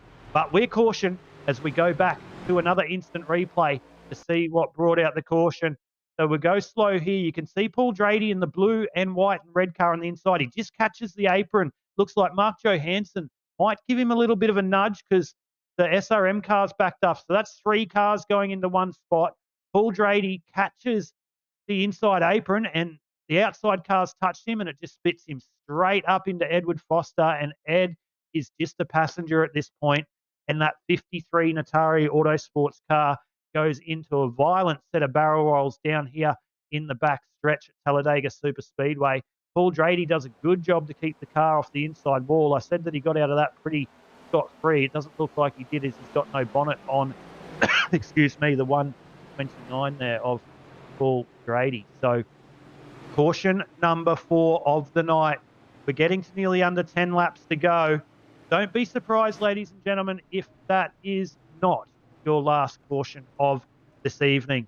So we'll see who's in pit lane. And yet JP in my ear, he called it. He did. I'll give you that one, mate. Late caution. You know what they do say? Calling it safety cars free safety. I'm going to call it a pace car though, because it is a pace car in NASCAR, but we're allowed to get away with it. Pace cars good. Breed pace cars. We'll roll with that. But simrigs.com 1 and 2. I tell you what, I'm keeping one eye on Jamie Nankervis in that 8 car. He has driven an absolute stellar drive tonight. He's kept that car clean. He's been at the front. He's been in the strategy with the front guys, and he's never looked uncomfortable being there. So Jamie Nankervis, does he have something? Does he have another bow in his string? Does he have something for DPR simrigs.com? He's got his teammate Brad Allison around him. So he's got the right man to be able to get the job done with him. But he's got Reese May and Joshua Carroll-Walden in behind him. Joshua Carroll-Walden in the 35 Natari Autosport entry. Tell you what, he's not going to go down without swinging in this one. Neither will Matty Raymond. He loves the Super Speedway. He's coming off a solid top 5 at a Super Speedway during the week as well. So he's no stranger to being at the front at a Super Speedway race. But I tell you who's no stranger to being at the front of a motor race, and that is Andrew Dyson. He can turn left as well as right. He is an absolute weapon on the road courses in these NASCARs, let alone anything else on the iRacing server. So no surprise to see Andrew Dyson up there in the first position with now 11 laps to go. We'll go 10 to go this time across the strike, and then next time around it'll be 9 to go, and we'll go green flag racing. Don't write off Stevie Dub, Stephen Williams in the 98, the green and black simrigs.com entry in second place as well. But what are the drivers going to do behind them? This is what you need to watch, ladies and gentlemen. This is where the tactical strategies play out. The strategies of fuel and tyres, all that is out of the window now. It is all strategy on where you can place the car. You're going to see in the last couple of laps, these simrig.com guys are going to position their car off the Torners just that little bit higher if the outside line gets a run. But they've got to be very careful. Do not leave that inside line open, because at the first available opportunity, if Brad Allison and Jamie Nankervis are there and they have the chance to put their nose up the inside, they're going to do so. So who is going to win the mind games? Who's going to get the battle? Will we find out in the next 10 laps of green flag racing, or will we have another pace car intervention? We're about to find out. But we've got Edward Foster up into the broadcast booth. Ed, really quickly, we'll keep you up here for a second. It looks like you're going to be in pit lane for the remainder of this one. But real quickly, they're about to go green, mate. Not the way you wanted to see the number 53 Natari Autosports entry finish at night. Yeah, it's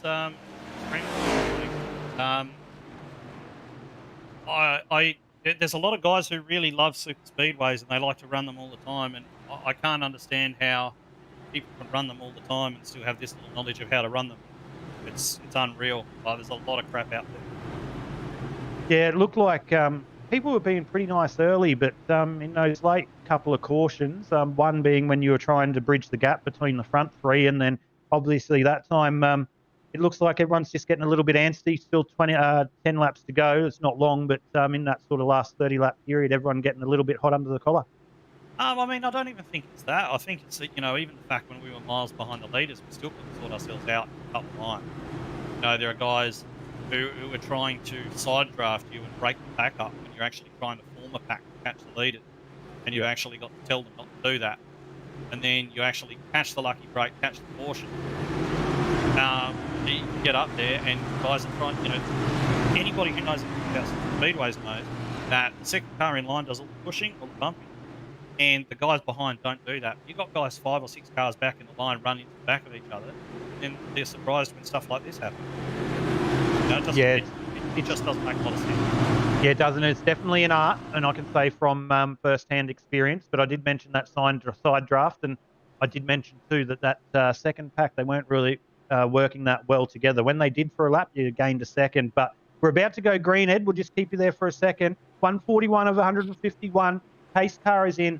Andrew Dyson and Stephen Williams bringing you to the green this time around. Will we go green flag to the end? Will we see some free wide racing here to determine who will take out the ANZAC Cup, round number 8 of the Australian Stock Car Championship? And once again, Andrew Dyson jumps really early. Jamie Nankervis looked like he nearly caught that and got up the inside of Stephen Williams, but he hasn't. So status quo what we saw off the last restart. Brad Allison on that outside line. He's going to want to get down in behind Jamie, but Reese May says no to that one. Now Joshua Carroll-Walden jumps down and leaves Brad Allison out to dry. Up on the outside line, Reese May with a big run around the outside, down the back straight.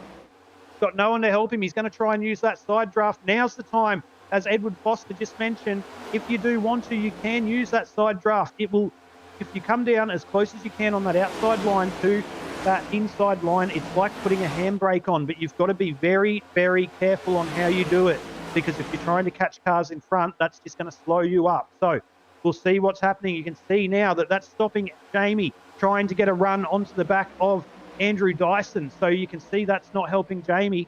But now that he's got the gap there, he's able to range right up onto the back. So they're getting a little bit squirrely now. 143 into 151. Quickly over to you, Ed. We'll let you go in a second as Reese May drops down on the inside line, mate. Unfortunate, you're going to lose a couple of points to Ruben here in the championship hunt. We're only round 8 of a very, very long championship. A couple of disappointing rounds, but I'm sure we'll see the 53 Atari Autosport back to the point in the next couple of weeks. Yeah, definitely, mate. I'm not concerned about that. That'll be fine. No worries, mate. Well, you have a good night, mate. We'll let you jump back up and we'll call the end of this one. Thank you.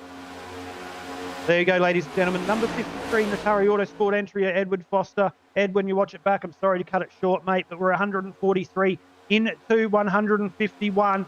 This is where it all comes down to strategy. Look at who's leading now. Reese May, your defending Daytona 500 champion. He is the Super Speedway master at the moment. Last time he was out on a Super Speedway, he got the chocolates, and he's leading the way over Andrew Dyson and Stephen Williams, Joshua Carroll-Walden and Matthew Raymond, really trying to get that outside line working. Jamie Nankervis just back to the inside line, 4 back. He's got Brad Allison now in behind him. So they've now teamed up together as well. Have a look who's in behind there. Scott McClintock still a part of this one as well. So he's just in behind Jamie and Brad Allison. So don't write off those drivers in this one as well. 144 into 151. Have a listen to this. We'll let you just watch one lap as I just grab a quick drink. Crank up the volume. Watch one lap on board with the number 69 of Reese May, and we'll bring you the last 5 laps action here on the Sim Shed broadcast.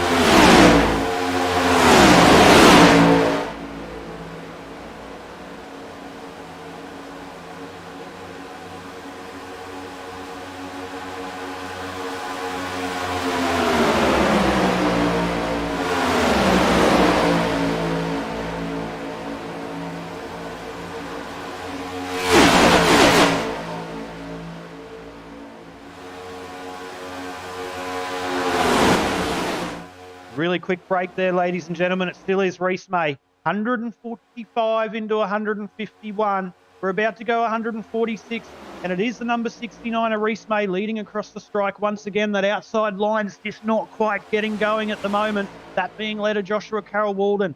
So it is Reese May, Andrew Dyson, Stephen Williams, Jamie Nankervis, and Brad Allison, your 5. In behind them, Scotty Mcclintock in 6th position, the biggest mover of the night, up 26 spots. East Coast Motorsport, Goodyear Auto Care, Arana drivers. Have a look at those drivers. 4th, 5th and 6th back on the inside line. They're getting boxed in a little bit. They've got to position themselves with 6 to go in a position. They can't stay on the inside line forever. At some stage, they're going to have to blink. Someone will blink. Don't be surprised if we get another caution yet. 6 to go. It is Reese May still leading the way across the strike, and we'll go 5 to go. 5 minutes of racing, under 5 minutes of racing, and we're going to determine who's going to take out the ANZAC Cup for 2022 here for round number 8 of the Custom Paint Diecast Australian Stockcar Championship here on the platforms of SimShed Broadcasting on a Saturday night. I hope you're enjoying all the action.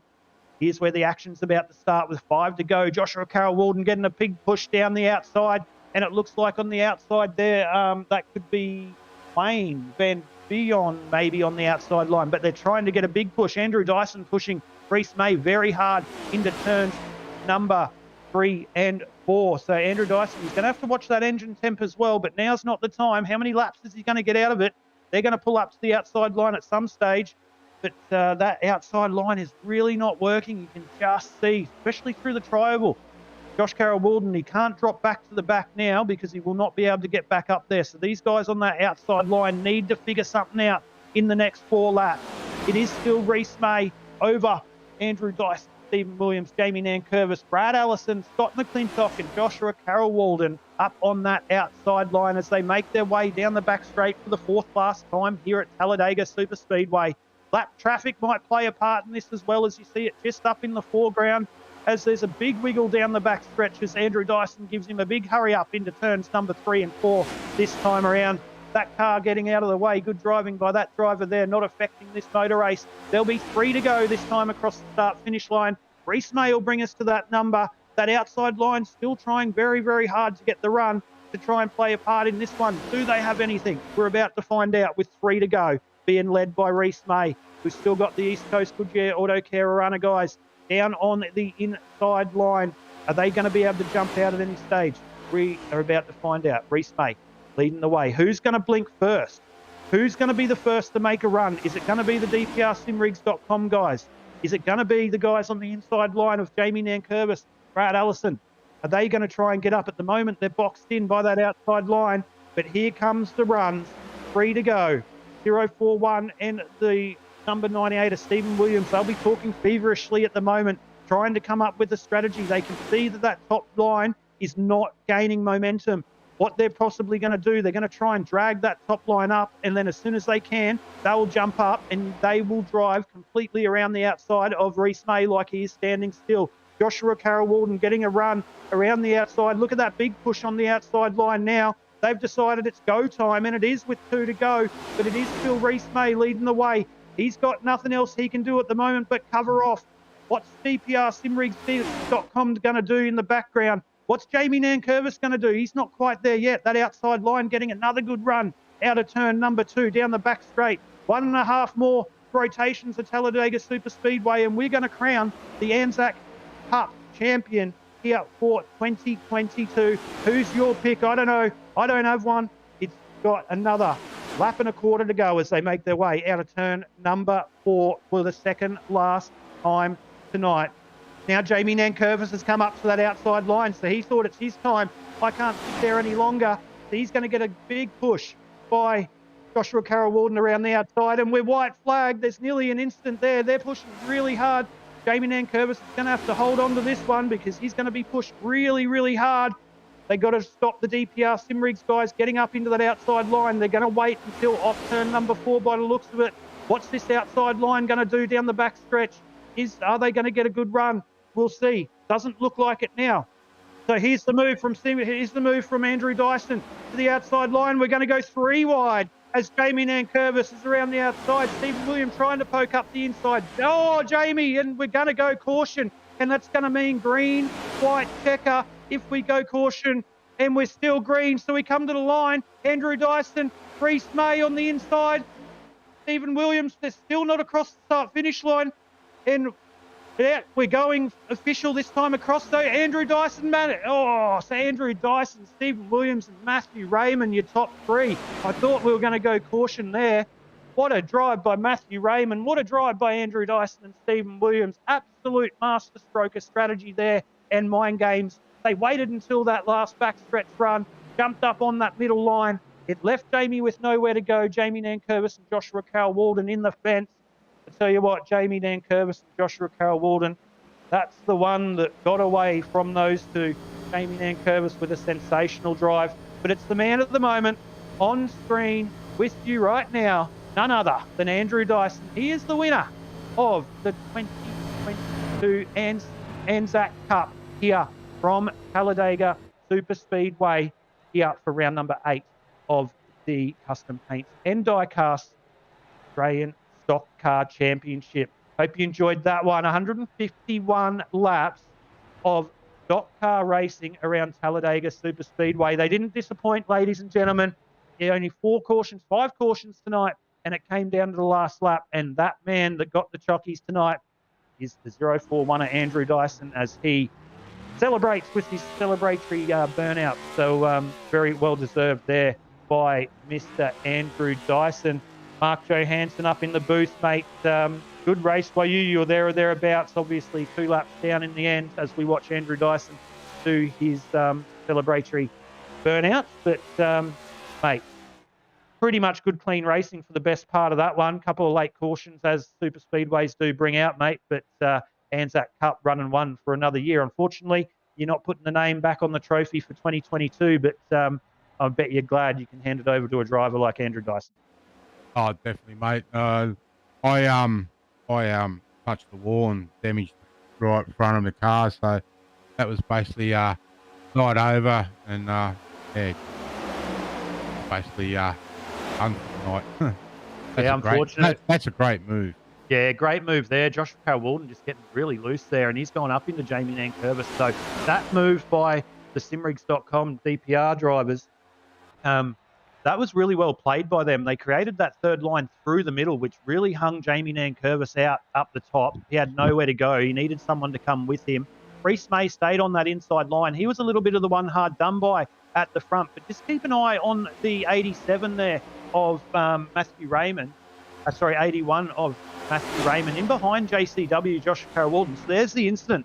But when they come onto the main straight, you've got Matthew Raymond in about the 5th position. He comes across the line in 3rd. So that was a big incident there as we watched that replay. But tell you what, Mark, 2022 ANZAC Cup, mate. I tell you what, I had an absolute blast calling it. But that's another run and one for 2022.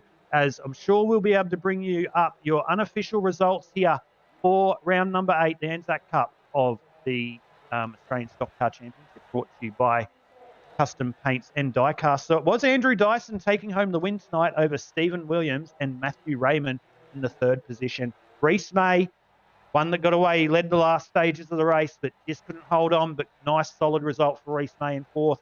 Great result by Noddy Tompkins there in the 5th position.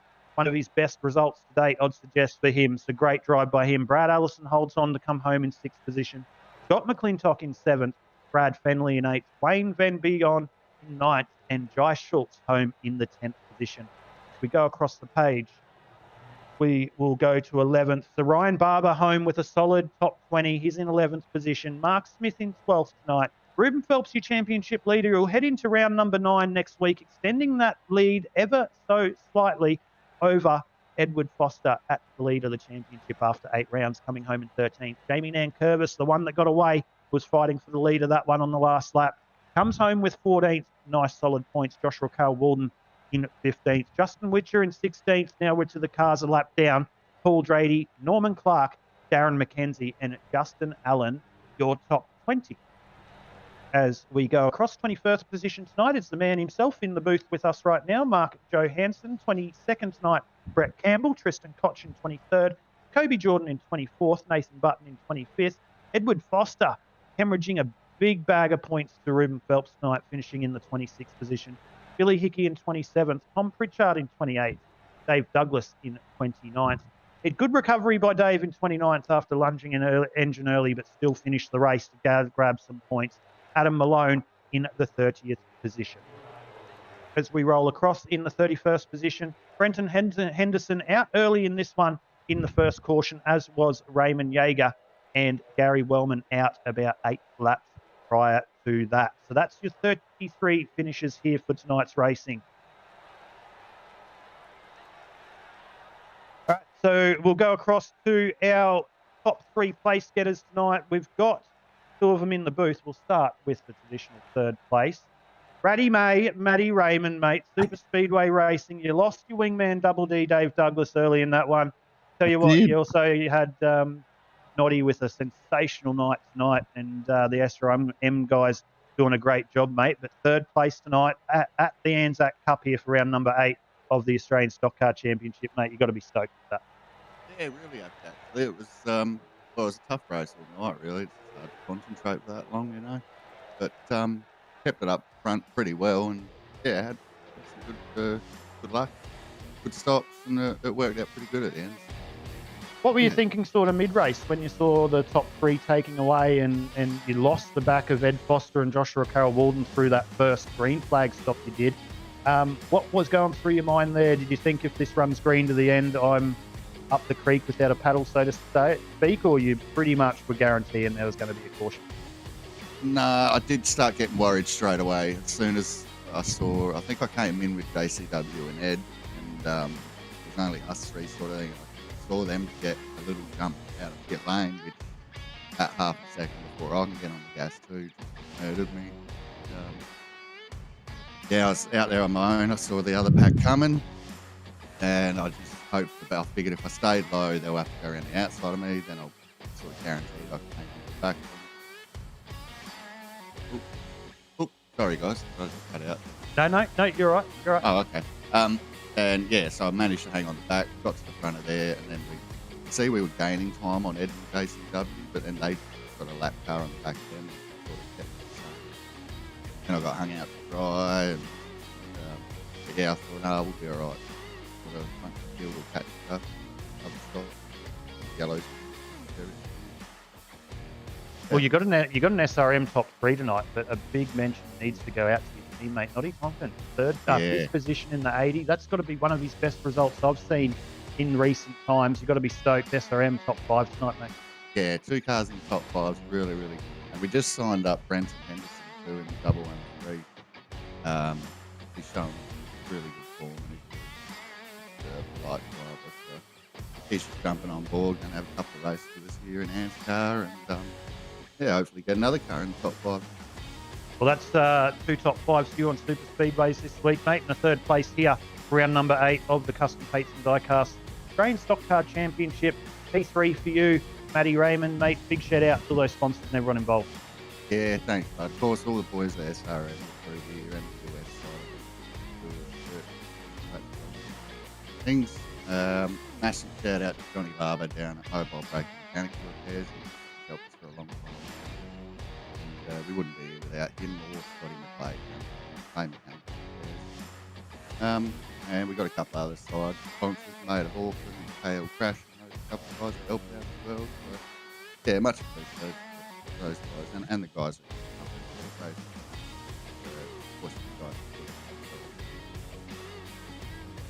No worries at all, mate. Well said, and a big congratulations once again on your P3 tonight. But there you have it, ladies and gentlemen, the number 83 SRM entry of Matthew Raymond coming home in your third place tonight. Moves straight across to your second place getter. So close, but so far. But teamwork working 101 there. The 98 simrigs.com DPR entry of Stephen Williams, mate. P2, 1-2 for DPR tonight. You've got to be happy with that. Oh, yeah, that was awesome fun. At the end there, yeah, just working together, and you can't win this race by yourself. No, you definitely can't. We saw that you guys were working a lot. You saw through that first green flag pit stop run that you were leading all of that run with Daiso in behind you, and obviously you had to hit a lap or two earlier than he possibly did because leading that pack, and come in and followed you. And if you watch the broadcast back, I actually thought Ed and them might have got the overcut on you, but with Jamie jumping in behind you, it really helped you. And once you sort of broke that bubble, you got that gap extended at the front to over 14 seconds. I bet you deep down in your head you were wishing there was no safety cars until the end. Oh, yeah, with that gap, it was going good, but we still had that last pit stop to do where you can stuff up everything anyway. Well, how'd you feel coming into that last 10 laps when you went green for the last 10 laps? Were you feeling confident? Obviously, you have to position the car into a particular spot. You knew the runs were going to come from the outside. You sort of saw that coming. Jamie had a little bit of a look down the back stretch. You made it 3 wide and through the middle lane, and that was pretty much the defining factor which got you two boys to the front. Yeah, anything could happen really. It's especially with the side draft, stalling people out, it's really lucky dip at the end there. You just got to push as hard as you can. Well, mate, you fell one shy of taking out the 2022 ANZAC Cup, but, mate, second and a 1-2 for the team is nothing to sneeze at. So, Stevie Williams, mate, big shout-out to all those sponsors and everyone for your P2 tonight. Yeah, thanks to Mark and on weekend, all the crew and Weekend Warriors for putting on a great event like this. It's awesome. SimShed Broadcasting for the broadcast, custom paints and diecast. And then the team sponsors simrigs.com, Southwell Lifts and Hoists, Ben Max Mechanical, Phoenix Smokers, and NP Designs. Well said, mate. No worries at all. Big congratulations once again on your P2 tonight. I know that it will not be the last time we're speaking to you in the broadcast booth here on SimShed Broadcast for the Australian Stockcar Championship. But there you go, ladies and gentlemen, your second place getter tonight, the 98 simrigs.com DPR car of Stephen Williams, and the winner of the 2022 ANZAC Cup in round 8 of the Custom Paints and Diecast Australian Stock Car Championship. Andrew Dyson, mate, another bit of silverware to take home, mate. Yeah, hey guys, thanks. Can't thank Steve enough for that one. That was all on him. Such a great job in those last few stints in that last lap. We had it thrown at us there with Reese, and he played it just right, and we got there in the end. So yeah, we got all Steve that. Yeah, we saw that working. You sort of changed it up, Steve, in that first long green flag run at the front, and you decided to return the favour for the next one, and then we got the cautions, and the rest is history, mate. But you've definitely played a good strategy call. We can see that you thought the best place for the run at the front, less chance of getting into incidents, and that definitely paid off for you tonight. Yeah, well, anywhere near the front's always the safest place in these races. If there's ever a wreck, you're always basically in front of it, or you pass it before it really kicks off, sort of thing. So, but yeah, with like me being in front of him being in front, just kind of the way it worked out with using more fuel and slower pit stops and stuff. But when we went in for that green flag pit stop after Steve was in front the whole time, he had a mega stop, and that's really what gave us a chance to stay at the front there for as long as we did. Because if he didn't have that awesome stop and get through the lane as quick as we did, we would have probably ended up buried, or we wouldn't have had that little breakaway for as long as we did. In the end, it didn't really matter, but it kept us up the front and out of trouble. So that was awesome. Well, are you going to jump out on the Australian Stock Car Championship Weekend Warriors? I'm not sure if we've seen you every week, but you've been here a lot of weeks in 2022. We're going to see you a lot more often. I'll try to jump in when I can. If if there's something that looks like a bit of fun, or there's a track I like, or anything like that, there's any reasons, I'll jump in whenever I can, or it looks like a bit of fun for sure. Well, mate, ANZAC Cup, ANZAC Day over this weekend. Obviously, it's a big weekend for everyone across Australia and New Zealand, and all the people serving past and present. Mate, what's the ANZAC Day mean to you, and taking out the ANZAC Cup, mate? It's got to mean a lot. Yeah, it's pretty awesome. Obviously, it's one of the biggest events of the year, if not the biggest event of the year for ASCC's Weekend Warriors, or Weekend Warriors ASCC. I'm really proud to get it done for all the boys in the team. Really proud of Steve. He did an awesome job. When it comes to ANZAC Day, I don't really have any sort of close relatives that have been involved in any sort of service or anything like that. But I'm Australian, and I really appreciate all those guys that get out there and serve our country and do such a fine job of it. Particularly, actually, I do have a mate, young Wilkinson. He's one of the lads out there doing his thing for us, but nothing too crazy yet. But I'm sure one day his time will come, and he'll be a top gun at it. Well, Andrew Dyson, the 2022 ANZAC Cup winner here for the Australian Stockcar Championship, mate. Big shout out to all your sponsors and everyone that got the job done tonight. Yeah, massive shout out to Custom Paints and Diecast for getting behind the series. All the sponsors behind SimShed Broadcasting, really appreciate it. Thanks to all the drivers who showed up tonight, made it such an awesome race.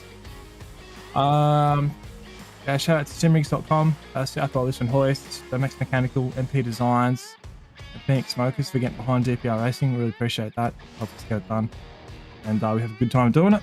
And I also just say a quick apology to Brendan or Benton at the start there. I was latched onto the back of him, and he kind of moved down, and I was just kind of following him blindly because I was latched on, and then obviously he got hooked. So didn't want to see that happen. That's not how we like to go racing.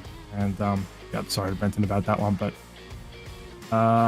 thanks for having us tonight, and looking forward to the next time I can show up. No worries at all, mate. When you do come back in and attend the Australian Stock Car Championship, no doubt we'll be seeing you back up in the broadcast booth, up on the podium once again. But there you go, ladies and gentlemen. Your winner, the 2022 ANZAC Cup champion. It is the 041 DPRSimrigs.com entry of Andrew Dyson. That does bring us to the end of the ANZAC Cup. We unfortunately don't have any championship points to bring up at the moment, but what we can guarantee you and can confirm, there will be some post-race stuff looked at, but Ruben Phelps will extend his lead at the front of this championship over Edward Foster, heading into round number 9 next week. But before we get to round number 9 next week, it all does not stop here on SimShed Broadcasting. There is a lot more action coming your way, and the first one of those will be the RSRA Real Sim Racing Super 2 E-Series. You'll catch all the action live here on SimShed Broadcasting on Monday night from 7:20 p.m. Australian Eastern Standard Time. Then if that's not enough to get your fix done, you go across to the big boys on Tuesday night for the Goodyear Warana Super Series, where they'll go live next Tuesday from 7:20 p.m. Australian Eastern Standard Time. But if you enjoyed your stock car racing fix, we go live again next Saturday night from 7:20 p.m. Australian Eastern Standard Time, where we'll bring you round number 9 of the Custom Paints and Diecast Australian Stock Car Championship here on your platforms of SimShed Broadcasting. Be sure to jump on all your platforms, whether it be Facebook, YouTube, or Twitch. Type in SimShed Broadcasting so you make sure you don't miss out on any of the action through Monday, Tuesday, or Saturday nights.